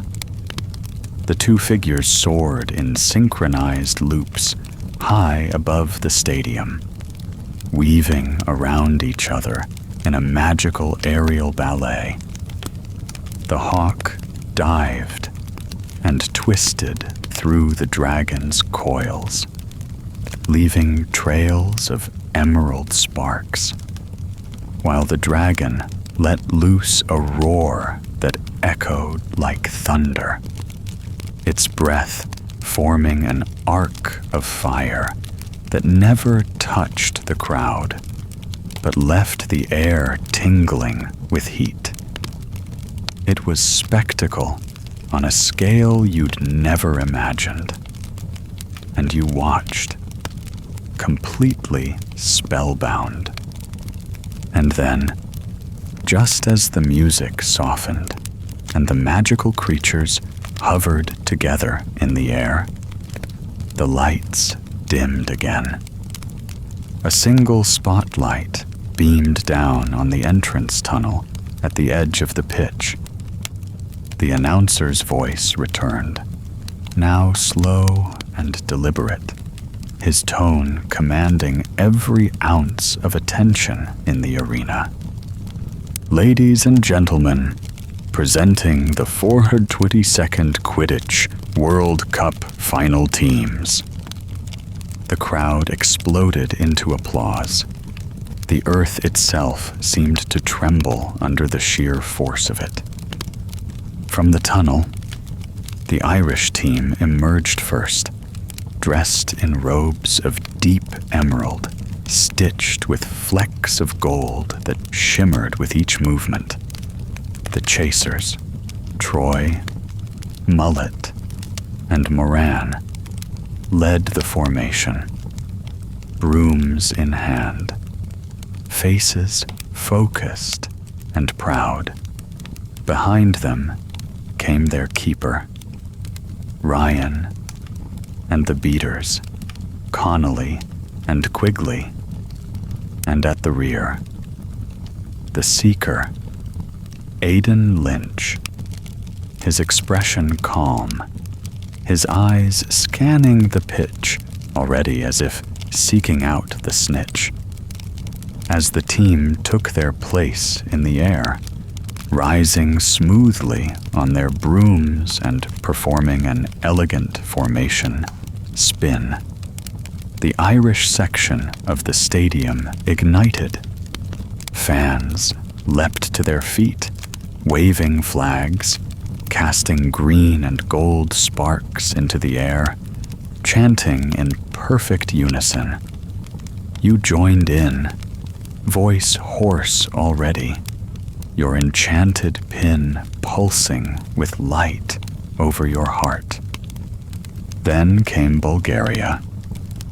Their entrance was no less grand, an eruption of red and black as they stepped into the light.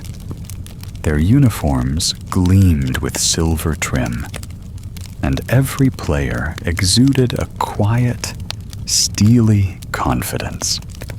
Their beaters strode forward with purpose, and their chasers carried themselves like warriors heading into battle.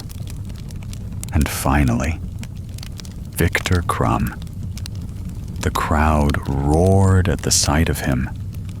He emerged last, his broom slung casually over one shoulder, his posture relaxed, but eyes sharp. There was no smile, no wave, just a piercing focus that sent chills down your spine. The two teams now hovered in the air opposite each other, aligned in neat rows at the center of the pitch. A moment of intense silence stretching between them.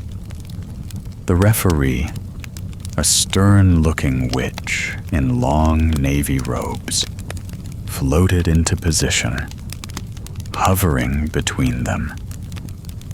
She raised her wand. The magical light in the stadium shifted again, bathing everything in soft gold. And then came the final ritual. Both teams circled once around the pitch in opposite directions, saluting the crowd and each other. As they crossed paths, the crowd rose to their feet again, the deafening roar of approval ringing out across the stands. The teams returned to their places. The balls, Quaffle, Bludgers, and the Snitch were now encased in a transparent sphere in the center of the pitch, floating gently above a pedestal. The match was moments away. You gripped the edge of your seat, breath caught, heart racing, all around you. The stadium pulsed with anticipation, and the magic in the air was thick enough to taste. This was it. The ceremony had ended, and now the true spectacle was about to begin. A beat of silence settled over the stadium, like the hush before a storm. Both teams hovered in position, eyes trained on the transparent sphere suspended in midair, containing the Quaffle, two Bludgers, and the tiny, twitching golden Snitch. The referee floating between the teams on her own broomstick, raised her wand high into the air. Every eye in the stadium followed her movement. You held your breath. The wand dropped.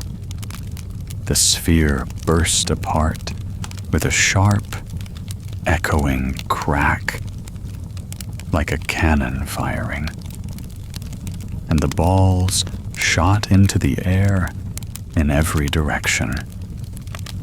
The game had begun. The stadium roared to life, a tidal wave of sound crashing through the stands as the players surged forward. The Quaffle was immediately scooped up by Moran, one of Ireland's agile chasers, who tucked it expertly under her arm and darted forward with astonishing speed. She looped around one of Bulgaria's beaters with a burst of acceleration that drew a collective gasp from the crowd. You and Alex leapt to your feet instinctively, cheering loudly as Moran passed the Quaffle to Troy, who spun mid-air and fired the ball toward the first goal hoop. The Bulgarian keeper, Zdravko Zograf, lunged and missed by inches. The quaffle sailed cleanly through the hoop, erupting green and gold sparks in the air above the pitch. "Ireland scores. 10-0, shouted the commentator, his magically amplified voice booming across the stadium. Your enchanted pin flared to life, pulsing brightly against your chest. You shouted in delight, nearly spilling the fizzy butterbeer you'd bought earlier. Alex high-fived you, both of you bouncing in place as the crowd thundered with approval. But there was no time to celebrate. The match surged forward like a living thing, Bulgaria responding immediately, Crumb flying with terrifying precision, shot past the Irish seeker like a dart. Though the Snitch wasn't yet in sight, his eyes were sharp, scanning constantly as he maintained a low and calculated trajectory across the pitch. Meanwhile, the Bulgarian chasers launched into a complex formation known as the Vronsky Vortex, tight, swirling passes that dazzled even from the stands. Ivanova, one of their star chasers, broke from the spiral with the quaffle and hurled it through Ireland's middle hoop before keeper Ryan could reposition. The scoreboard glowed again, 10-10. The crowd was practically shaking the stadium with their cheers. Irish fans screamed encouragement, waving their enchanted scarves and tossing handfuls of glowing confetti into the air. Bulgarian fans clapped in rhythmic beats, singing a rallying chant that echoed across the seats in perfect unison. The pace of the match didn't let up for a second. Back and forth, the quaffle flew, soaring between chasers like a bolt of fire. The beaters worked tirelessly, whacking bludgers with brutal precision. Connolly from the Irish team struck a bludger so hard it ricocheted off 2 broomsticks and sent one of Bulgaria's chasers into a sharp dive to recover their position. Above it all, the seekers danced. Lynch and Crumb circled high above the chaos, their eyes fixed far beyond the present play. They each scanned the pitch for that flash of gold, the elusive glint that would end the match. You found your gaze drifting toward them, again and again, entranced by the silent tension of their hunt, while the crowd reacted to every point scored, every quaffle thrown. A quiet kind of magic pulsed in the air around the seekers, a drama unfolding in a language only they seemed to understand. The score climbed rapidly, 30-30. Then 40-30. Ireland surged ahead with a sequence of sharp, fast plays that left even the commentators breathless.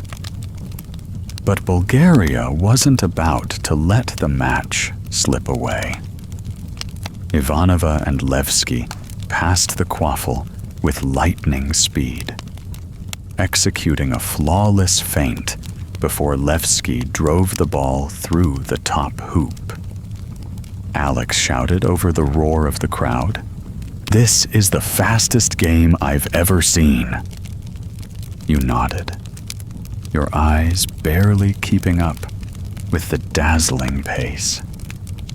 It's like they're flying through a storm. High above the pitch, Crumb suddenly pulled into a sharp dive.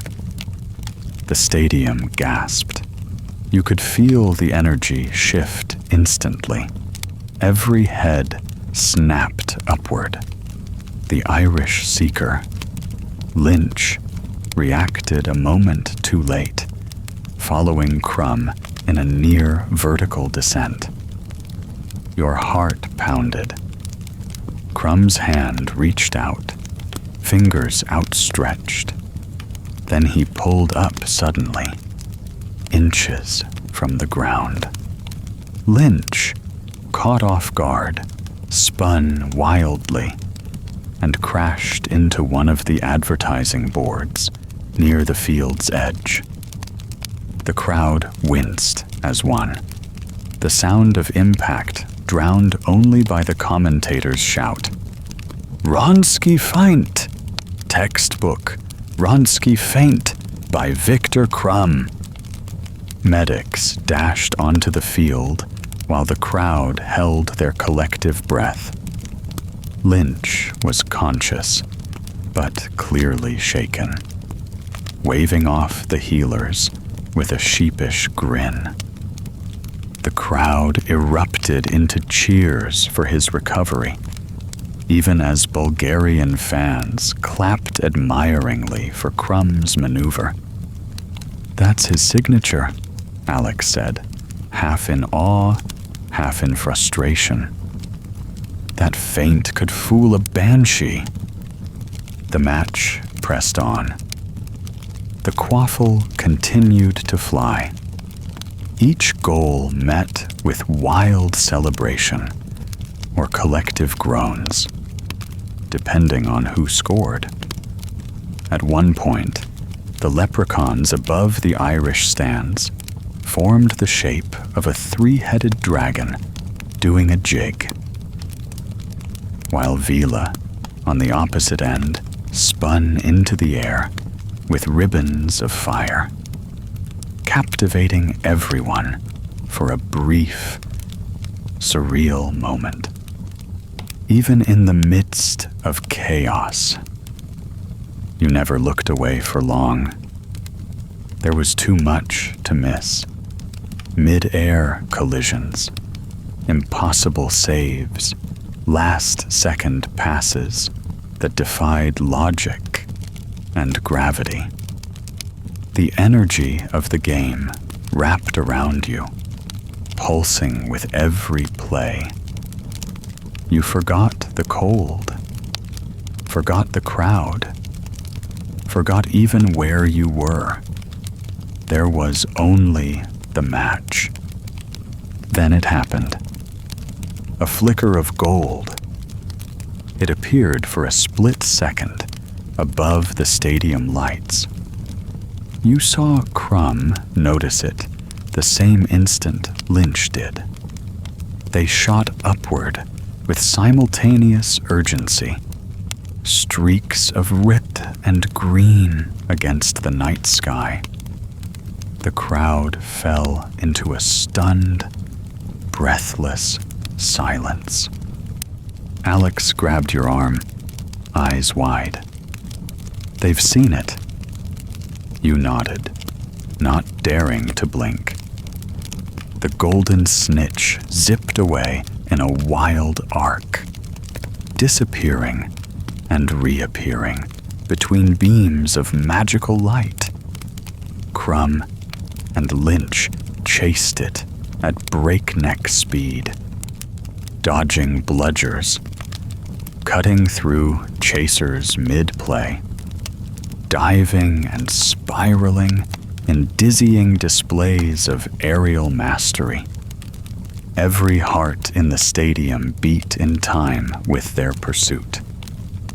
The game, already incredible, had reached its peak, and the outcome would be decided in moments. The chase for the snitch had transformed the atmosphere of the match. The crowd, once a roar of sound and motion, had gone unnaturally quiet, as though every person were holding their breath. All eyes followed two tiny specks streaking across the sky. Victor Crumb and Aidan Lynch, flying at such dizzying speeds, it was difficult to tell where one ended and the other began. The Snitch darted and looped high above the pitch, a golden blur that flashed in and out of sight like lightning. Crumb led by a nose, his every movement surgical, a master class of control. Lynch, though slightly behind, was aggressive and unpredictable, gaining ground in short, risky bursts. You watched, white-knuckled, heart-pounding, barely aware that your hands were clenched around the edge of your seat. Suddenly, the Snitch made a sharp turn, vanishing behind a scoreboard tower. Crumb cut hard to the left, nearly grazing a bludger mid-spin, while Lynch shot upward, banking around the other side of the tower in an attempt to intercept from above. For a moment, they both disappeared behind the structure. A gasp went up from the crowd as the scoreboard flickered briefly. The illusionary screen glitched, momentarily flashing the wrong score. A beat of confusion spread across the stands.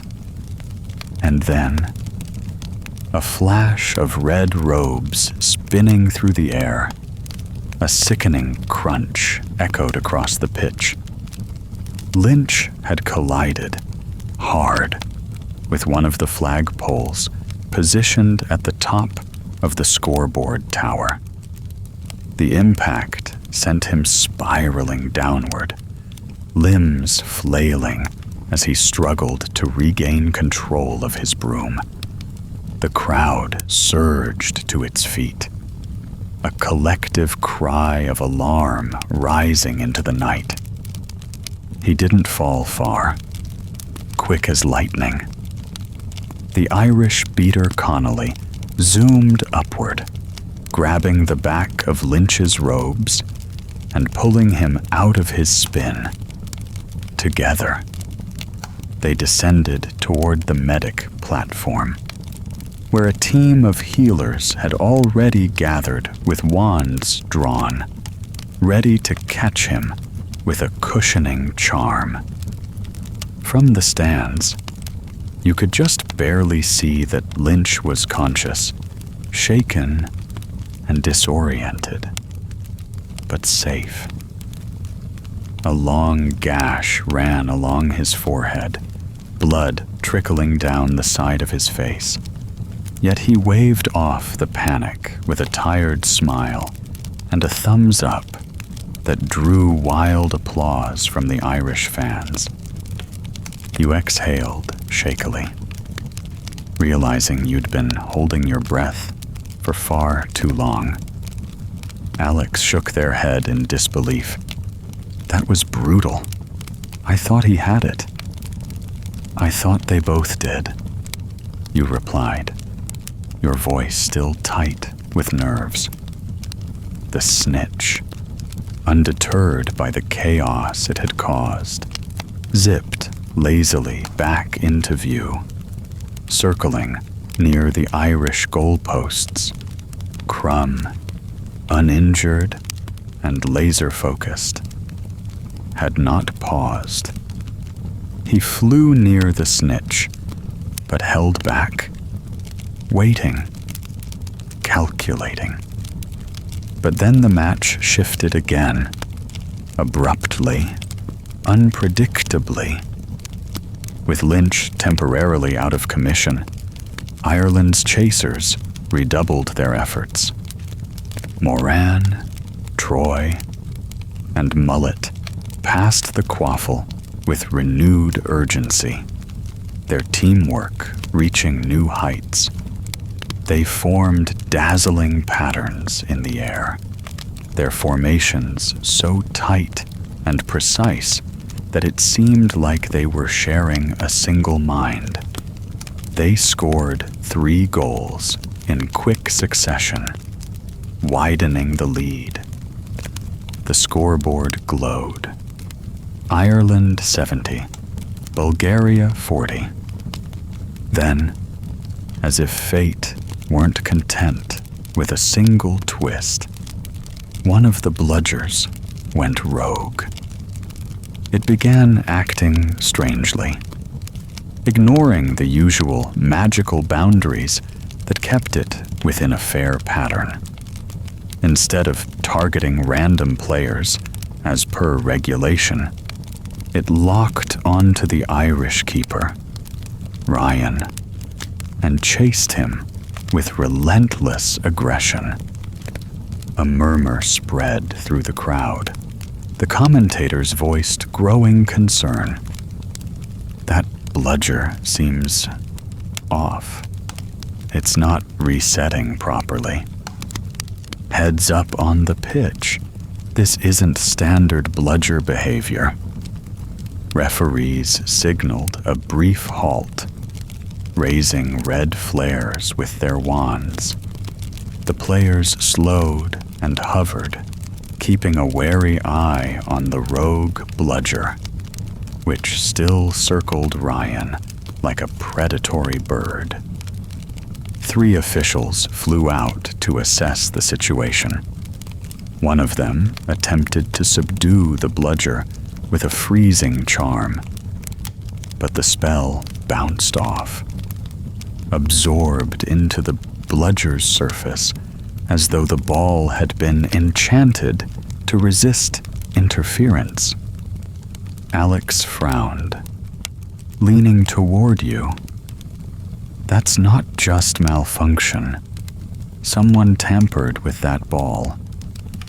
You were thinking the same thing. A spell that resisted freezing charms wasn't part of standard Quidditch equipment. The referees seemed to agree. Within moments, they signaled a full timeout and summoned the Magical Equipment Regulation Unit onto the field.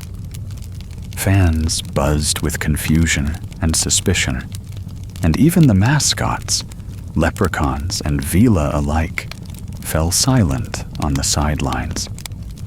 Eventually, the enchanted loudspeakers crackled to life. The head referee's voice rang out across the stadium. Play has been paused. Officials have determined that one of the bludgers was tampered with prior to the match. A substitute bludger will be introduced shortly. An investigation is underway. The crowd erupted with mixed reactions, gasps, groans, and whispers of disbelief. It was a scandal, unfolding in real time. Still, despite the disruption, the match resumed quickly once the new bludger was brought out and verified. Ryan, still shaking from the relentless chase, waved off the healers and returned to his post with a forced grin. Once back in motion, the game resumed with intensity. The Irish players used the downtime to regroup, unleashing a fresh wave of coordinated attacks. But the Bulgarians weren't far behind. Ivanova scored again, narrowing the gap. And then came a stunning block by Zograf that prevented Ireland from extending their lead. But perhaps the most unexpected twist came from Crumb himself. After nearly 20 minutes of silence from the Seeker, he suddenly accelerated, shooting upward at an absurd angle. For a moment, the stadium thought he was bluffing again. A second Ronsky feint, perhaps. But the Snitch had returned, glinting faintly in the moonlight above the pitch. You couldn't speak. You could only watch. Crumb pushed forward, closing in fast. The Irish fans screamed in protest, willing Lynch to recover, to rejoin the game, to stop Crumb before he could snatch victory from the air. But Lynch was still grounded, being treated with calming drafts and a series of minor healing spells. The golden glint was just feet from Crumb's fingers. You gripped Alex's sleeve, not sure if you were about to cheer or scream. And then Crumb pulled back, just inches from the Snitch. He stopped, hovered, waited. The crowd went silent, confused. Why hadn't he ended it? Then it became clear. He'd seen the score. Ireland had too large a lead. Catching the Snitch now would lose Bulgaria the match. And so, in a move both selfless and strategic, Victor Crumb turned away. It was not over yet, and it would only get stranger from here. The stadium buzzed with disbelief. A wave of murmurs and second-guessing rolling through the stands like a slow-moving storm. Victor Crumb, the famous Bulgarian Seeker, had turned away from the Snitch, his fingers mere inches from the golden prize that could have ended the match. Even the commentators were stunned, their voices filled with uncertain awe. Crumb could have taken it just then, the voice boomed across the stadium. But with Bulgaria trailing by 30 points, catching the Snitch would have handed Ireland the win. He's holding off, waiting for the moment that gives his team a shot at victory. The gamble sent a ripple through every fan, from the highest tier to the pitch-side seats. It was a rare kind of Seeker strategy, the kind that required absolute discipline and confidence, not just in oneself, but in one's team. The tension was palpable. No one could sit still. You turned to Alex, breath caught in your throat. He's playing the long game. Alex nodded slowly. That's dangerous. It's brilliant, but dangerous. The match resumed with renewed urgency, the momentum swinging wildly as the Bulgarian chasers pushed forward in coordinated, aggressive formation. They scored 2 back-to-back goals, bringing the score to 80-70, Ireland still leading. But now, by just 10 points. The pitch felt electric. Lynch had returned to the air, bandaged but determined, his eyes sharper now than ever before. The collision had rattled him, Yes, but it had also ignited something fierce. He flew lower, tighter, sticking close to the action. Every pass of the Snitch's possible trail followed with razor focus. The bludgers were behaving now. The new one had been thoroughly inspected and enchanted under watchful eyes, and the previous one, the rogue, was being examined somewhere deep beneath the stadium. But nobody cared about that anymore. All eyes were on the sky. And then, almost imperceptibly, something changed. A hush fell, not orchestrated, but instinctive. The kind of silence that comes when something ancient and magical stirs. You felt it before you saw it. A flicker of motion at the edge of your vision. A gleam of gold that sparked in the corner of the sky, just above the eastern goalposts. The golden Snitch had returned. At first, it hovered idly in the space between the goal hoops, wings a blur of motion, spinning lazily like it was taunting them. The players didn't notice it yet. The crowd, however, did. An audible gasp swept through the stands, followed by a swelling wave of cheers and pointing fingers. "There!" someone near you shouted, followed by a dozen others. Crumb saw it first. He didn't dive this time. He didn't lunge or leap. He turned his broom as smoothly as silk and drifted, almost casually, into position. His body moved with calm intensity.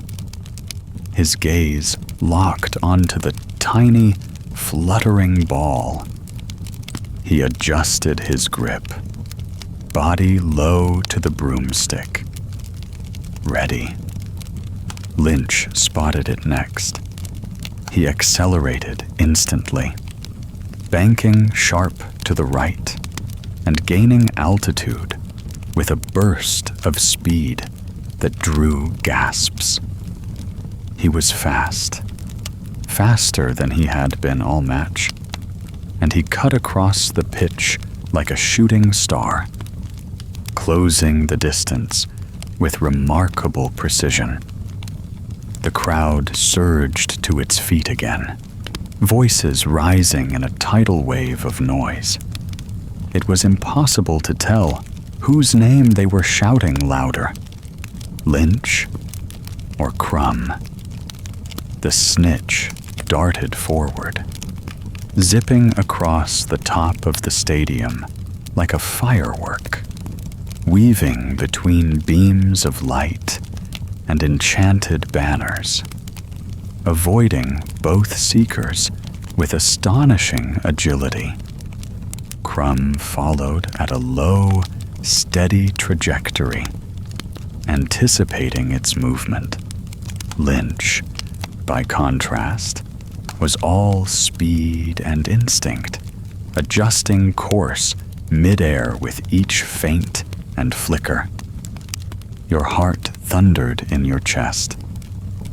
Down on the pitch, the chasers and beaters halted their maneuvers, drifting slowly to the sides. The game had shifted into a singular focus. Nothing mattered now except that tiny, shimmering ball, and the two players locked in a deadly ballet across the sky. The Snitch dove again, this time toward the stadium's southern arc. Lynch was already moving, cutting underneath it, broom angled for the intercept. Crumb followed half a beat later, flanking the Snitch's left side. The two collided, not physically, but with presence. They boxed the Snitch in, forcing it to bank hard toward the central goalposts. Gasps echoed across the crowd. The announcer could hardly keep up. It's now. It's now. It's right between them.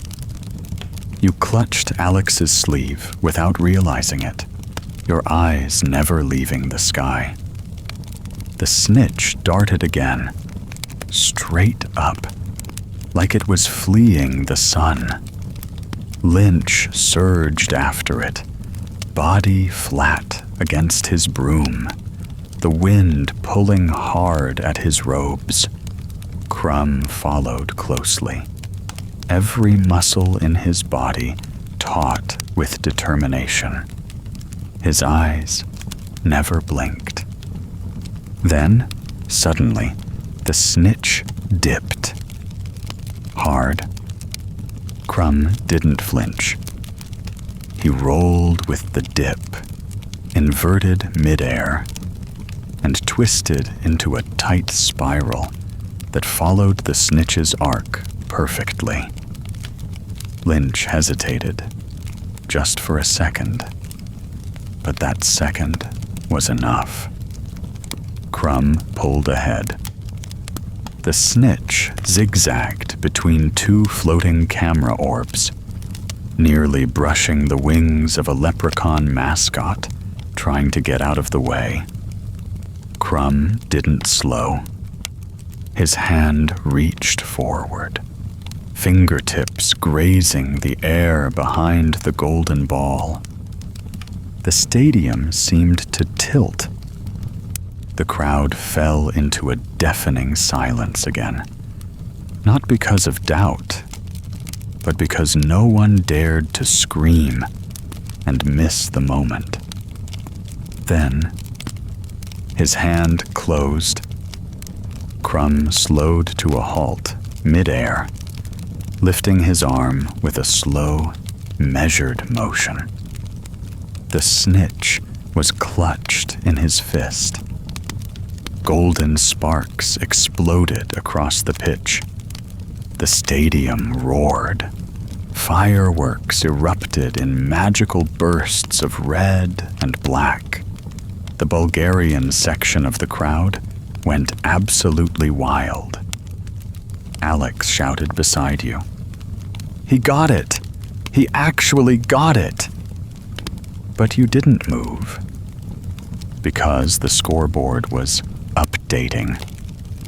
Ireland 170, Bulgaria 160. The match was over. Ireland had won. Even as Bulgarian fans celebrated Crumb's catch, the final score settled into the air like dust after a storm. Ireland had scored too many points before the Snitch was caught. Crumb had gone for the Snitch not to win, but to end the match with dignity, to prevent further humiliation, to choose the moment of closure. The Irish fans erupted in wild celebration. Chants filled the air. The leprechauns performed flips mid-air and tossed showers of gold dust into the crowd.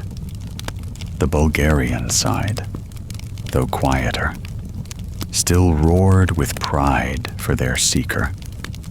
No one could deny Crumb's brilliance. Alex turned to you, dazed and smiling. What a match. You nodded slowly, still staring at the pitch. Not because of the numbers, but because of what they meant. In a game of speed, risk, and explosive skill, the quietest moment had been the most powerful of all. The golden glow of the Snitch still shimmered faintly in Victor Crumb's outstretched hand, its wings fluttering like the last heartbeat of the match. He hovered in midair, suspended in a moment that was both triumph and quiet resignation.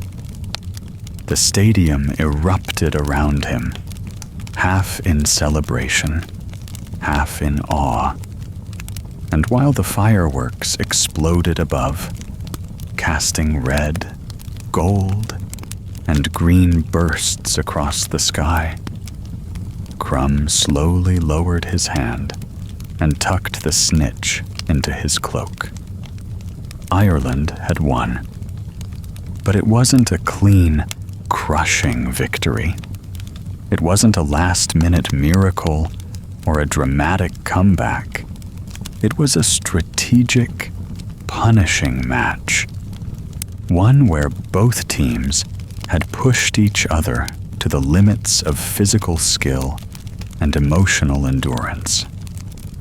And its climax, despite ending in a literal capture, had not felt like a conquest. It felt earned.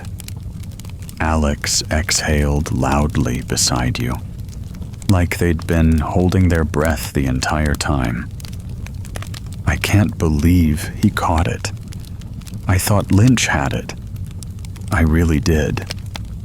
So did I, you said, voice still shaky. But Crumb, he knew what he was doing. He ended it on his terms. There was a kind of reverence in your tone. You didn't need to be Bulgarian to appreciate what Crumb had done. He'd read the board, calculated the gap, and realized that dragging the match on any longer wasn't going to change the outcome. So he'd done the hardest thing a seeker could do. He'd ended the game, knowing it meant a loss, but a dignified one. The stadium pulsed with chaotic energy now. The Irish fans were on their feet, singing wildly and waving enchanted scarves that left trails of sparkling shamrocks in the air. The mascots performed acrobatics overhead, one even forming a looping ring of fire that another leprechaun flew through on a miniature broomstick. The Bulgarian section, though quieter, erupted into applause when Crumb descended to the pitch. Chants of his name filled the stadium, not out of disappointment, but respect. Even the Irish supporters applauded him when his feet touched the ground.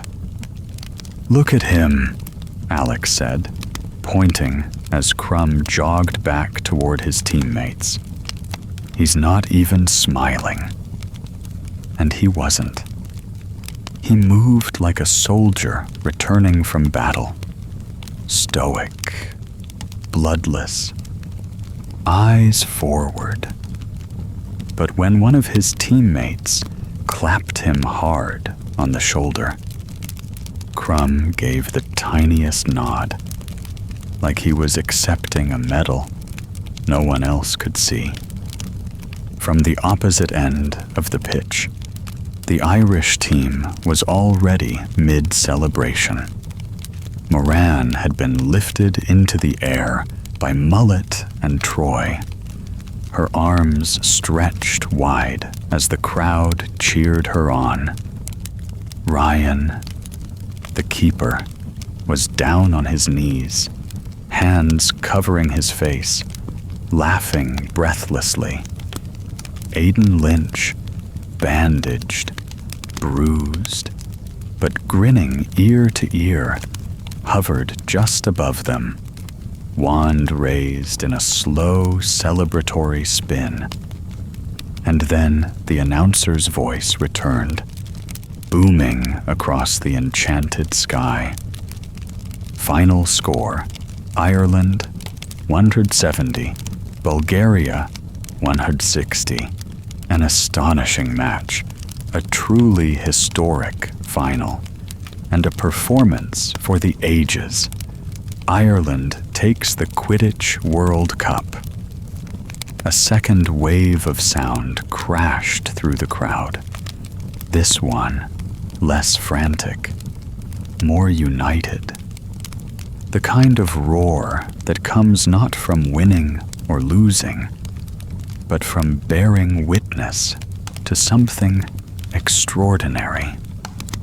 You sat back in your seat, eyes wide and heart thudding, and tried to process everything that had just happened. The blur of movement, the near misses, the impossible dives, the lightning-fast passes. It was as though the entire world had condensed into a single field of green and gold and crimson. And you'd lived every second of it. On the pitch, both teams now lined up in parallel rows, flying toward the center to shake hands. Another tradition, another moment of quiet dignity after the storm. The referee floated between them, her face still stern, but eyes glowing with clear admiration. The players reached across the divide, calloused palms gripping forearms, tired nods exchanged. You noticed a brief pause when Crumb and Lynch met at the center. Lynch extended his hand with a grin, and Crumb hesitated for only a second before shaking it firmly. The crowd cheered louder than before, as if that handshake meant more than the scoreboard. From the commentary tower, magical projections of the match's most pivotal moments now played in glowing arcs across the sky. Moran's early goal, Crumb's first feint, the rogue bludger, Lynch's crash, the dazzling mid-air plays by both chaser squads, and of course, that final stretch, the Snitch hovering, the decision, the catch. You watched it all again. This time slower, clearer, as though trying to memorize the sequence so you'd never forget it. The ceremony began moments later. A floating platform rose at midfield, upon which stood ministry officials, international delegates, and Quidditch League representatives. The cup itself, gleaming silver with intricate broom-engraved handles, floated gently at the center, spinning slowly in mid-air. The Irish team ascended first, and the crowd chanted their names like a spell. When Captain Troy lifted the trophy high above his head, a thunderous wave of green and gold exploded across the stands. Fireworks screamed skyward and exploded into giant shamrocks, broomsticks, and leprechaun silhouettes. Alex had tears in their eyes, even if they were grinning like mad. "We saw it," they whispered. "We saw the match. the one everyone's going to be talking about for decades. You nodded slowly, eyes never leaving the celebration. Yeah, and we didn't just see it. We felt it. Down on the pitch, the Bulgarian team stood off to the side, clapping respectfully as Ireland celebrated.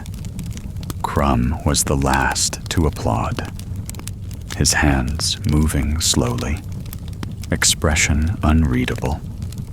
Then, with no fanfare, he turned and walked away, vanishing into the tunnel before the ceremonies even ended. Somehow, that was perfect too.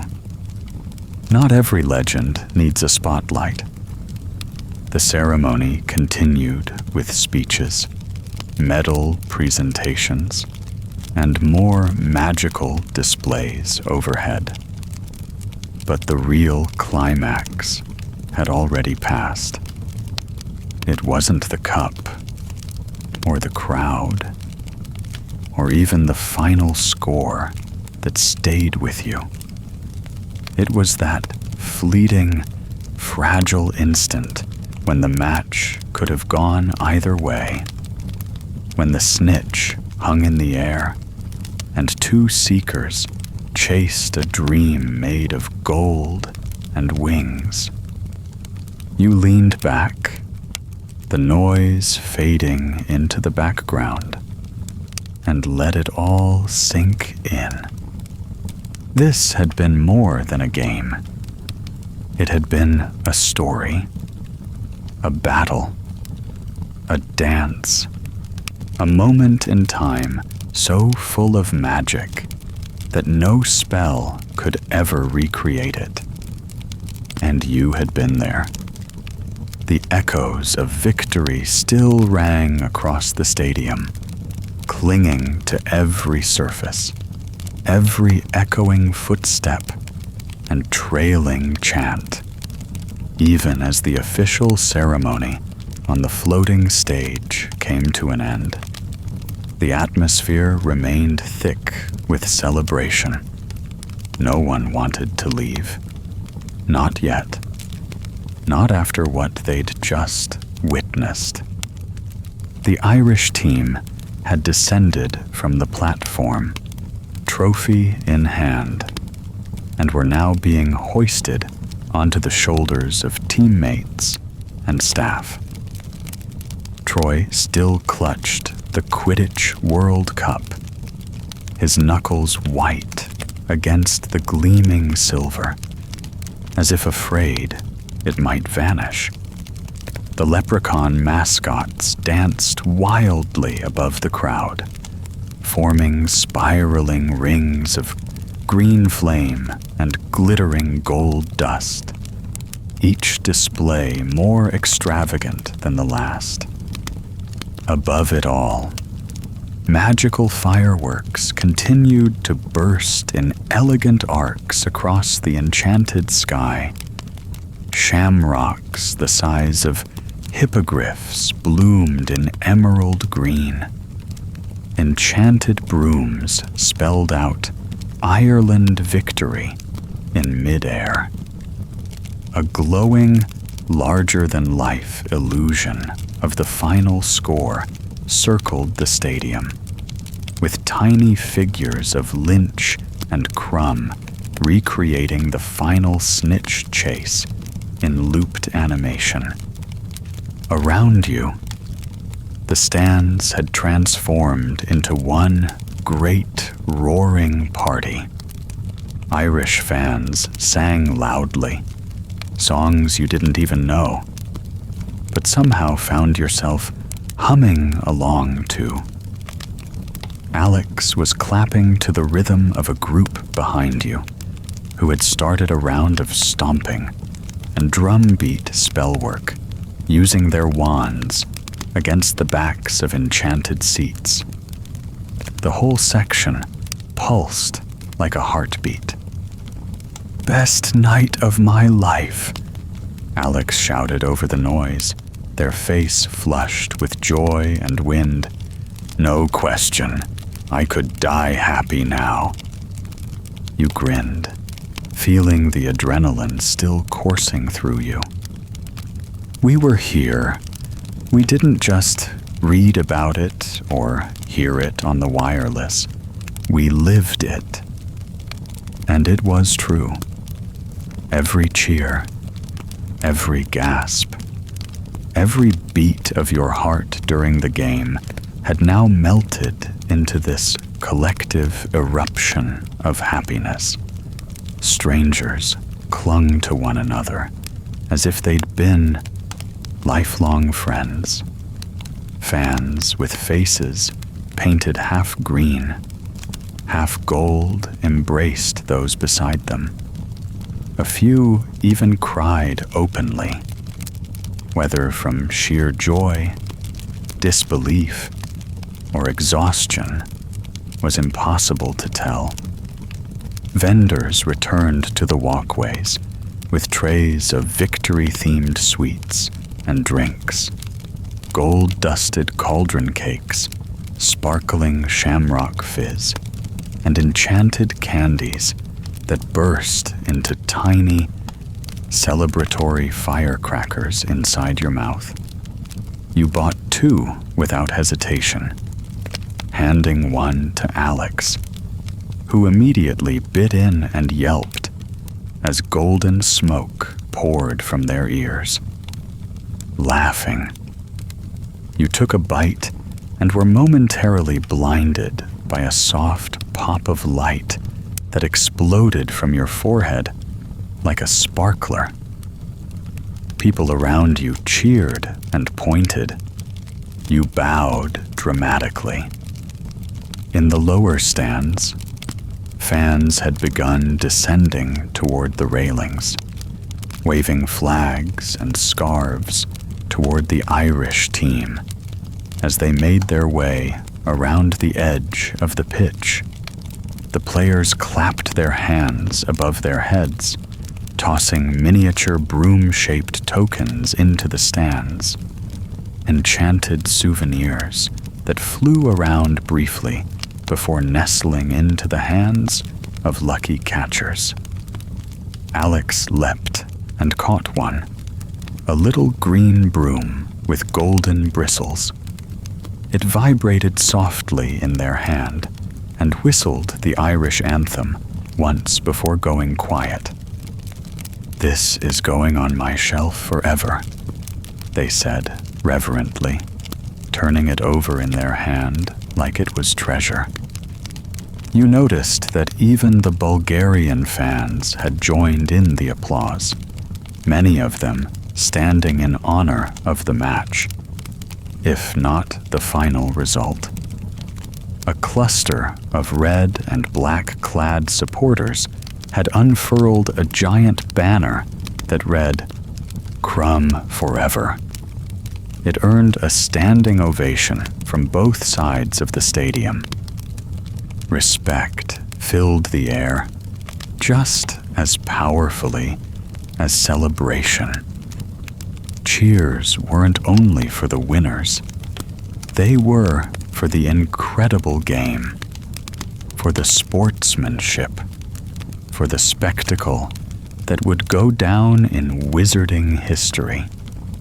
As the Irish team disappeared through the stadium tunnel, the crowd slowly began to spill outward, drifting into the corridors and toward the massive archways that led back to the grounds. But no one hurried. The magic lingered. You and Alex found yourselves walking slowly behind a group of French fans who had joined in the singing, though none of them seemed entirely sure of the words.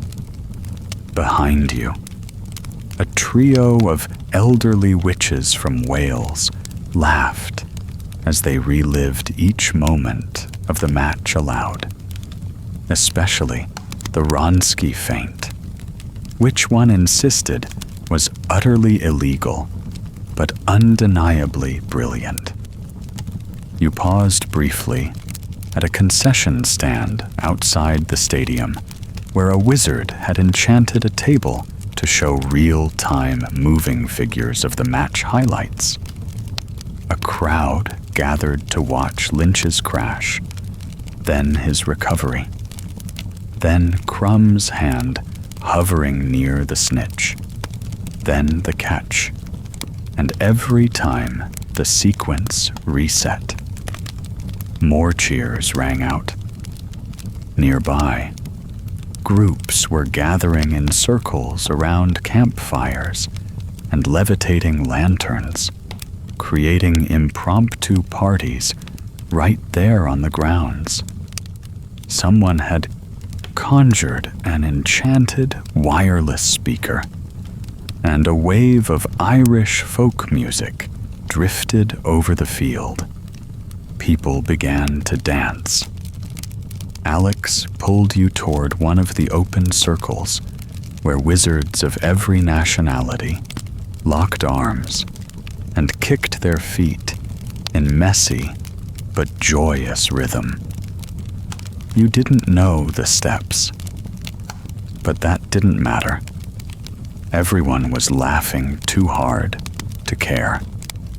For the first time in your life, you felt part of something vast and joyful and totally spontaneous. You spun with Alex beneath floating candles and the last trailing sparks of fireworks, breathless with laughter. Even when your legs ached and your head buzzed with everything you'd seen, you didn't want the moment to end. Eventually, you both collapsed onto a grassy hill overlooking the field, the stadium still glowing faintly behind you. Around you, fans sprawled out like stargazers, watching the last illusions fade from the sky. "I'm never going to forget this," you said quietly. Alex lay back, arms crossed under their head. "No one will. This is the kind of thing we'll tell stories about when we're old. We were there. We saw Crumb catch the Snitch. We saw Ireland win the cup." You smiled, letting the words settle into your heart. The sounds of celebration drifted around you. Cheers, songs, the distant hum of magical fireworks still cracking in the sky. It was more than a match. It was magic. Real, pulsing, unforgettable magic. The celebrations showed no signs of slowing. From every direction, you could still hear cheers, songs, and the occasional burst of magical laughter. Those kinds of giggles that only came from enchanted jokes or fizzy fairy fizz drinks going slightly wrong.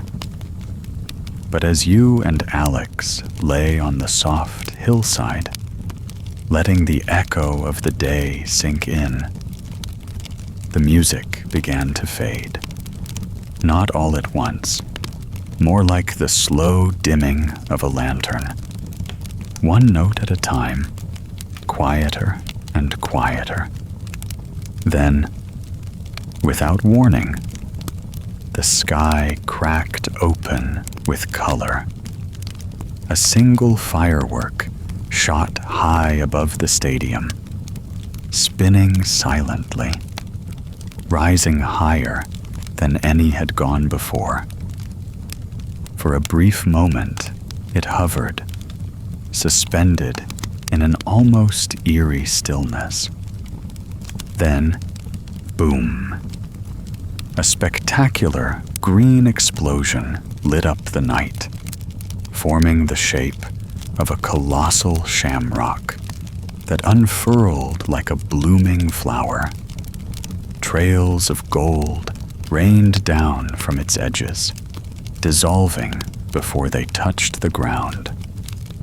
The crowd let out a collective gasp.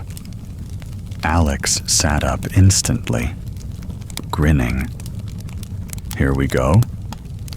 You pushed yourself upright, eyes wide as another firework shot skyward, this one from the opposite side of the stadium.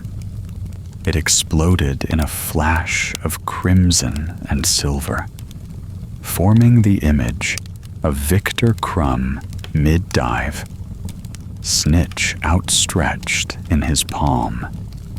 The shimmering illusion hung in the air for several seconds, slowly turning, before bursting again into a dozen smaller crumb figures that raced off in every direction, leaving silver trails in their wake.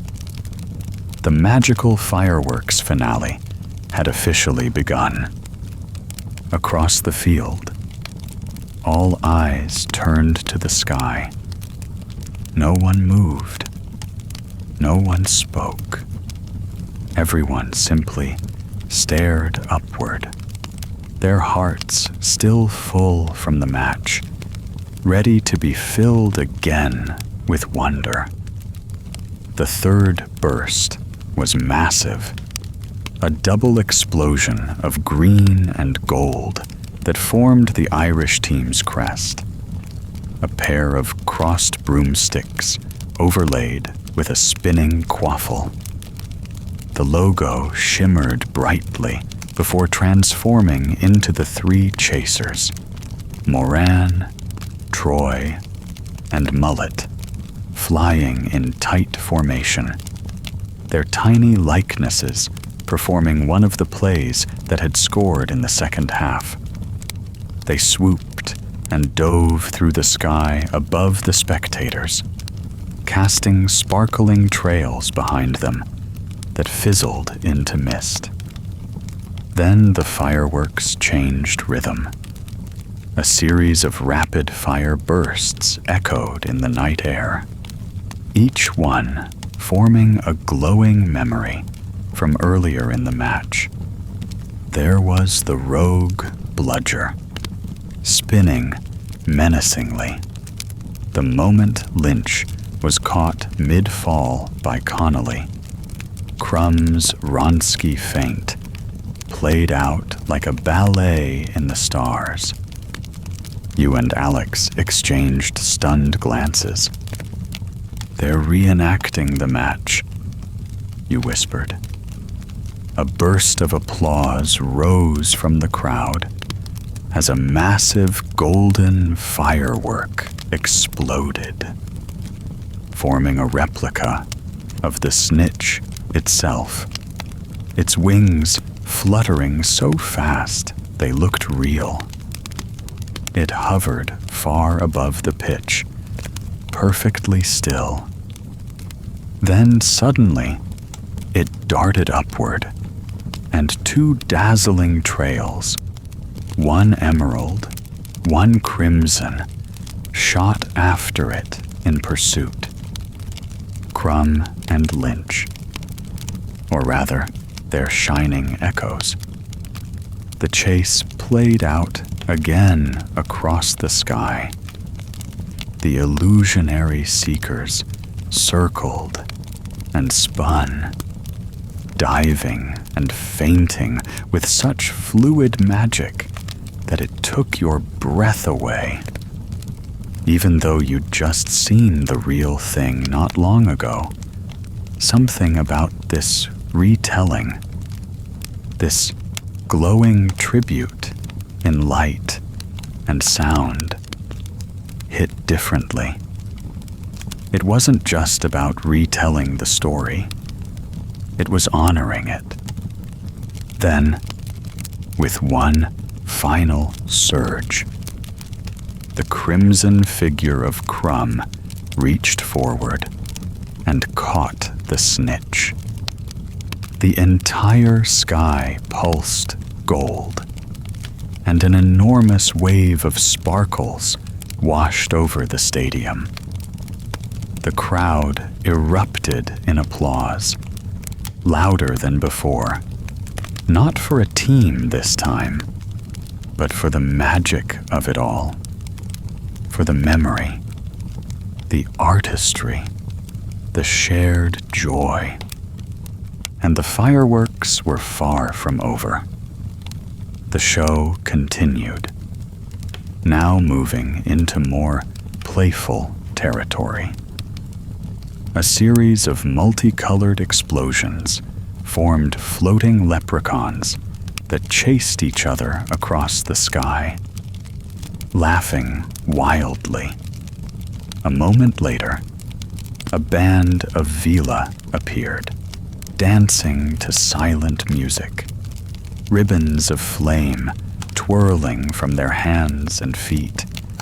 The illusions interacted with each other, their routines choreographed to perfection.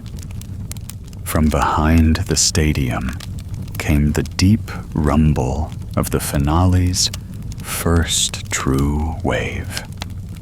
Fireworks of such magnitude they made your ribs vibrate. 5 enormous columns of light launched in succession, bursting simultaneously into 5 different flags: Ireland, Bulgaria, France, Japan, and the UK, all waving proudly side by side in midair. Then came the music. Not from the field, not from any visible source, just from the air itself.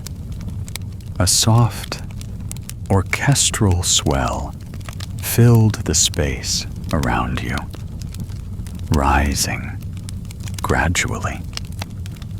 It was the same theme that had played during the opening ceremony, now slower, more emotional, layered with harmonies and notes you hadn't heard before. The fireworks danced in time with it, rising and falling, like the melody itself was casting the spells. The sky above exploded again, this time in concentric rings of gold, silver, green, and red. Inside each ring were images, moments from World Cups past, famous catches, historical upsets. The time a seeker caught the Snitch and knocked themselves unconscious mid-flight. The year the cup was held in Brazil and delayed 3 hours due to a swarm of enchanted parrots. Alex whispered reverently, "It's not just this match. It's all of them." You nodded. The finale was celebrating the entire history of the Quidditch World Cup, threading your experience into a much older, much grander tradition. And just when it seemed the magic couldn't go any further, the sky darkened entirely. Silence. Then one last firework soared upward, slow, steady, majestic. When it exploded, it did not form a figure or a flag. It formed a phrase, written in glowing cursive across the night sky. And for the love of the game, every single fan in the stadium stood up. Not because they had to, because it felt right. A gentle cheer began. Not a roar this time, but a warm, sincere applause. A thank you. whispered in unison by tens of thousands. The glowing words shimmered once more, then slowly faded into stardust, carried away on the soft night wind. The finale had ended. You and Alex sat quietly for a long time afterward, the memory of light still flickering behind your eyes. "I'll never see fireworks the same way again," Alex said quietly. You nodded, barely able to speak. They didn't just celebrate the match. They celebrated, we love it. The crowd began to move again, gently dispersing across the field. But something had changed. Everyone seemed lighter, softer, as if they'd been wrapped in a spell of pure joy and hadn't yet come back down. You took one last look at the sky. Still and dark now, but still full of magic, because you'd seen it, and you'd remember forever. The fireworks had faded from the sky, but the afterglow lingered in the hearts of everyone who had seen them. The final glowing words, "For the love of the game," still hovered in your mind like an echo around you. The crowd moved slowly now, the feverish energy of celebration giving way to a quieter, more reflective rhythm. It felt like the closing chapter of a very long, very magical book. You and Alex drifted along with the flow of people returning to the campground. No one rushed.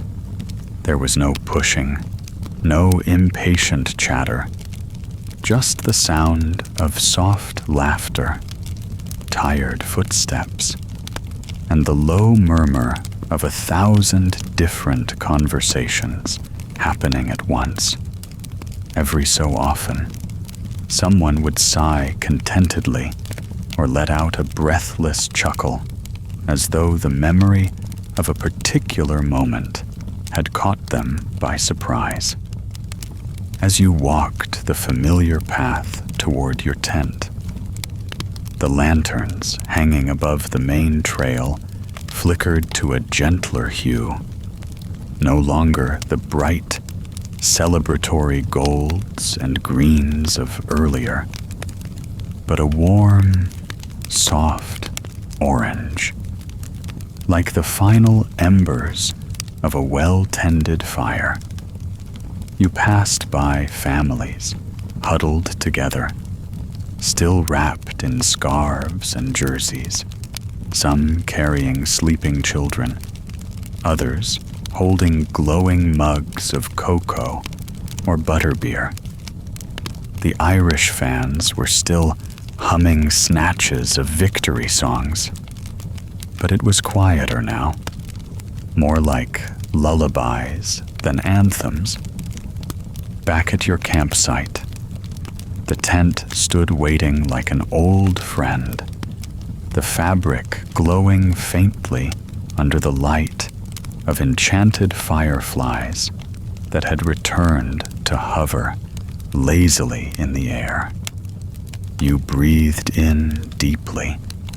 The scent of grass, smoke, and leftover sweets still lingered in the breeze. A few other groups nearby had gathered around small campfires, their voices low, their stories soft.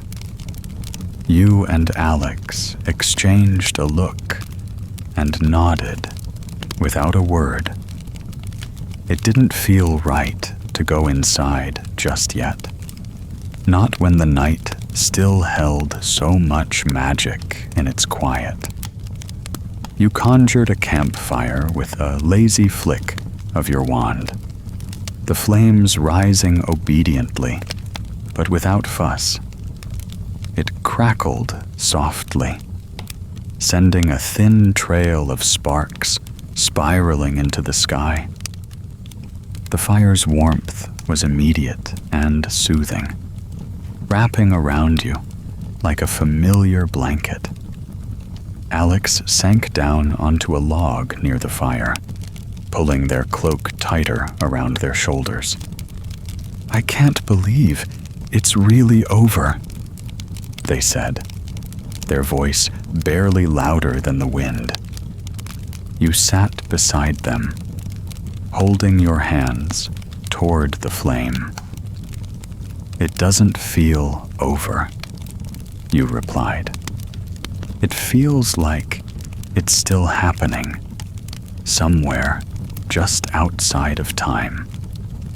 And in a way, it was.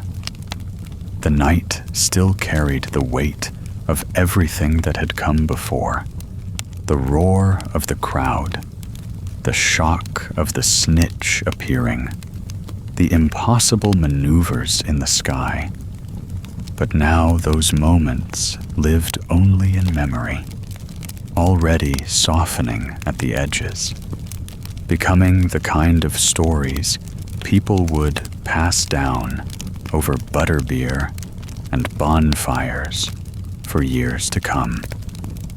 Nearby, a group of Bulgarian fans sat around a blue-flamed fire, their voices speaking low and rhythmic in their native tongue. One of them was playing a soft melody on a hand-carved flute, the notes gentle and haunting. Though you didn't understand the words of their murmured conversation, the tone needed no translation. Pride, reflection, maybe a little melancholy, but no bitterness. You admired that. A few tents away, a pair of French fans were levitating marshmallows over their fire, watching them slowly rotate with precise wand movements. One of them lazily conjured a string of glowing stars that hovered above their heads, twinkling softly in rhythm with the crackling fire. Alex nudged you gently. "If we stay up any longer, we'll end up sleeping out here." "Not the worst idea," you murmured, resting your chin on your knees. "This is nicer than I expected. I thought I'd be bouncing off the walls after the match, but I just feel still." "Same," Alex said, pulling their legs up to their chest. "Like my body's tired, but my mind's still replaying everything." There was a long, companionable silence between you. Only the fire spoke now, its voice crackling and shifting.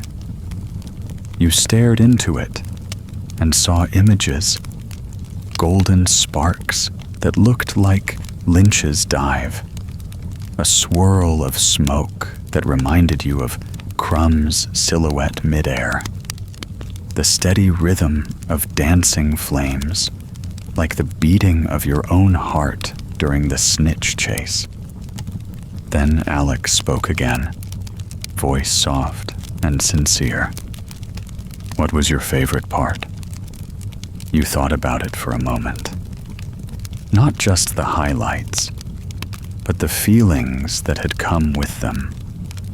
The sharp rise of adrenaline, the gasps, the surprises.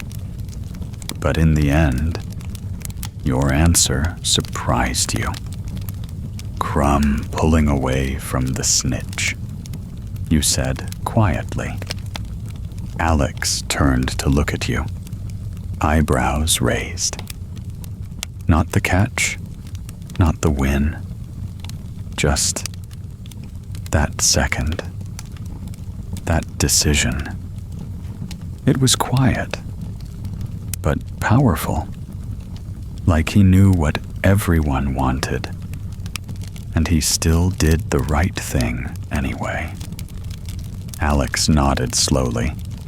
Yeah, that was something. You sat in silence again for a while, watching the fire around you. More tents grew quiet. The children had long since gone to sleep. Even the leprechaun mascots had vanished, leaving only a few drifting trails of residual sparkles where they'd danced. The stars above the campground twinkled steadily, like they'd been watching the match too, and were now settling into their own quiet rest. The flute music from the Bulgarian campfire faded gently, replaced by the rustle of tents and the occasional hoot of a distant owl. The air was cool now, crisp, but not uncomfortable. You pulled your cloak tighter and let your shoulders relax. Tomorrow, Alex said, everything will feel ordinary again. Not quite, you replied, smiling. We'll carry this with us. I hope so, Alex murmured, because I never want to forget it. You both stayed a little longer, until the fire began to die down and your eyelids grew heavy. Eventually, you rose, stretched, and packed up the last of your campfire with a whispered, extinguishing charm. The embers gave one final sigh before going out. As you ducked into your tent, the quiet of the night followed you in. It wasn't empty, it was full of stories, laughter, cheers, and the golden shimmer of memory. Sleep found you easily, and in your dreams, you were flying.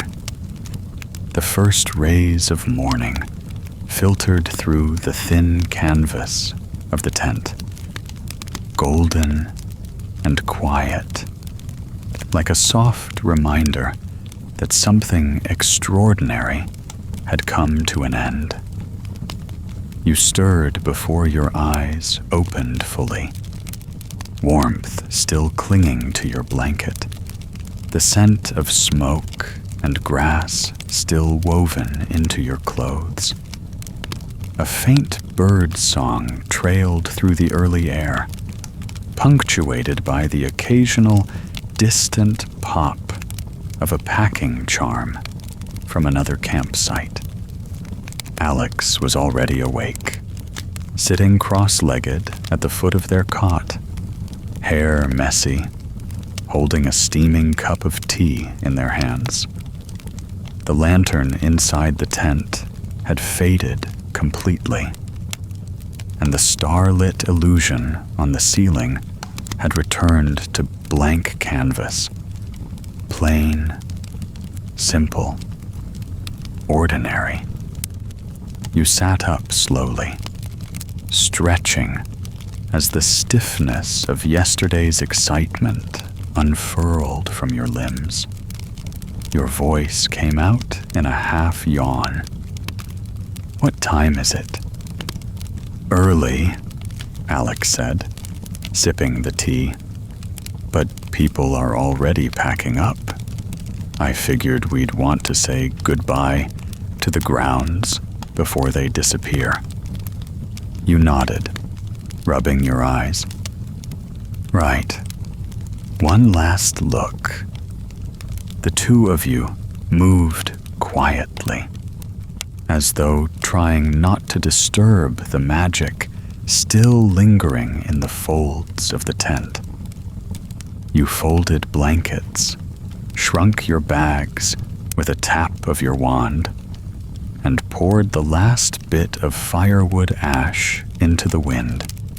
The tent would be taken down last, a kind of final curtain on the experience. When you stepped outside, the campground was slowly coming back to life. Most of the fires had gone out, though a few still glowed warmly under kettle or beside tents. People moved about in that drowsy but content morning rhythm, not quite ready to let go, but knowing it was time.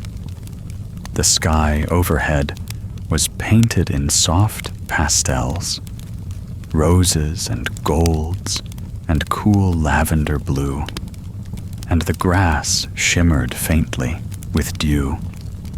The path that had been so full of rushing feet and dancing leprechauns just last night now bore the quiet crunch of early footsteps and the occasional sleepy farewell. You and Alex walked slowly, passing other campers nodding their good mornings. Most people looked like you felt, still holding on to the glow of yesterday, reluctant to speak too loudly or move too fast in case they broke the fragile stillness. As you neared the edge of the campground, the stadium loomed in the distance. It no longer sparkled with fireworks or sang with chanting voices.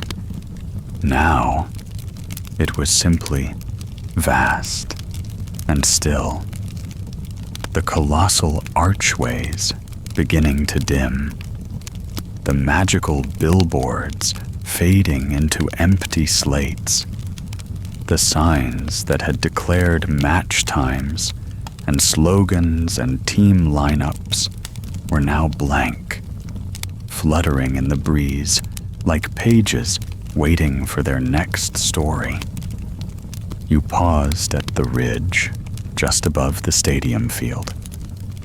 This had been your first glimpse of the arena when you'd arrived, full of wonder and mystery. Now, the field below was dotted with tiny wizarding maintenance teams already beginning the process of dismantling the temporary enchantments. Alex let out a long breath beside you. "I don't want to leave." You didn't answer right away. Your gaze swept the field, trying to memorize everything, not the literal shapes or structures, but the feeling, the weight of the air, the way the colors had felt brighter here, the sounds richer, the magic thicker. "Me neither," you said finally. "But that's what makes it special. It wouldn't be magic if we could stay forever." That seemed to settle something. Not quite closure, but a soft agreement.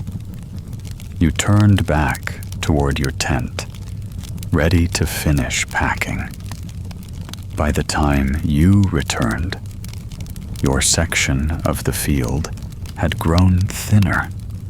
Several tents had vanished entirely, leaving behind only flattened grass and faint outlines in the earth.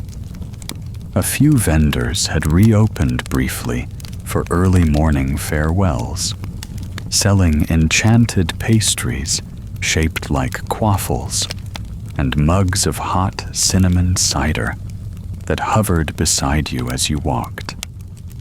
You and Alex grabbed one last round, hot scones that refilled themselves halfway through, and tea that shifted flavor based on your mood. Yours tasted faintly of lemon and honey. Alex's came out warm, spiced, with a hint of something nostalgic. You sat on your picnic blanket for the last time, watching as a group of French fans took down their tent with careful, practiced wand work. 2 Bulgarian supporters helped a younger couple fold their enchanted chairs into tiny palm-sized cubes, while 3 Irish fans exchanged contact information using quills that wrote in midair. It struck you how much everyone had bonded. Strangers who had nothing in common except a shared love for the game. And yet, that had been enough to create stories, friendships, memories that would last long after the tents were gone. Alex was staring off at the horizon when they spoke again. "Do you think we'll ever be back?" You followed their gaze. The sky was lighter now, and already the first few Portkey groups were forming. Small clusters gathering around ministry representatives holding enchanted objects, old boots, chipped teapots, bent umbrellas. Soon, the hill would be empty again. "Maybe not here," you said quietly, "but somewhere like this, some other match, some other day." Alex nodded. "Yeah, and maybe one day we'll be the ones telling wide-eyed first-timers how it used to be." You laughed. "With terribly exaggerated stories." "Of course," Alex said with a grin. "We'll say we saw Crumb catch the Snitch while flying upside down blindfolded." You both laughed, and it felt good. Light. Clean. The kind of laugh that helps you move forward. Together. You packed up the last of your things, folding the tent down into a neat, enchanted square that fit easily into your satchel. You looked around one final time, taking in the now mostly empty field, the distant sounds of Portkey, pops echoing like the fading beats of a drum. When your turn came, you joined a group gathered around a rusty old lantern. The ministry witch holding it looked tired but kind, her voice warm as she gave final instructions. "Hold tight, and don't let go until you've landed. It's a short jump. You'll feel a tug. Just lean into it." You gripped the lantern handle with Alex beside you. And as the countdown began, you looked up at the sky one last time. The sun was breaking through the clouds now, casting long shadows across the field. A soft breeze carried the scent of grass and wood smoke, and something almost like stardust. You closed your eyes. 3, 2, 1. The pull of the Portkey yanked the ground from beneath your feet, and for a second, everything swirled into gold and wind and memory. When your feet landed again, The sound of the Quidditch World Cup was already fading into the past. But the feeling, that would stay with you always.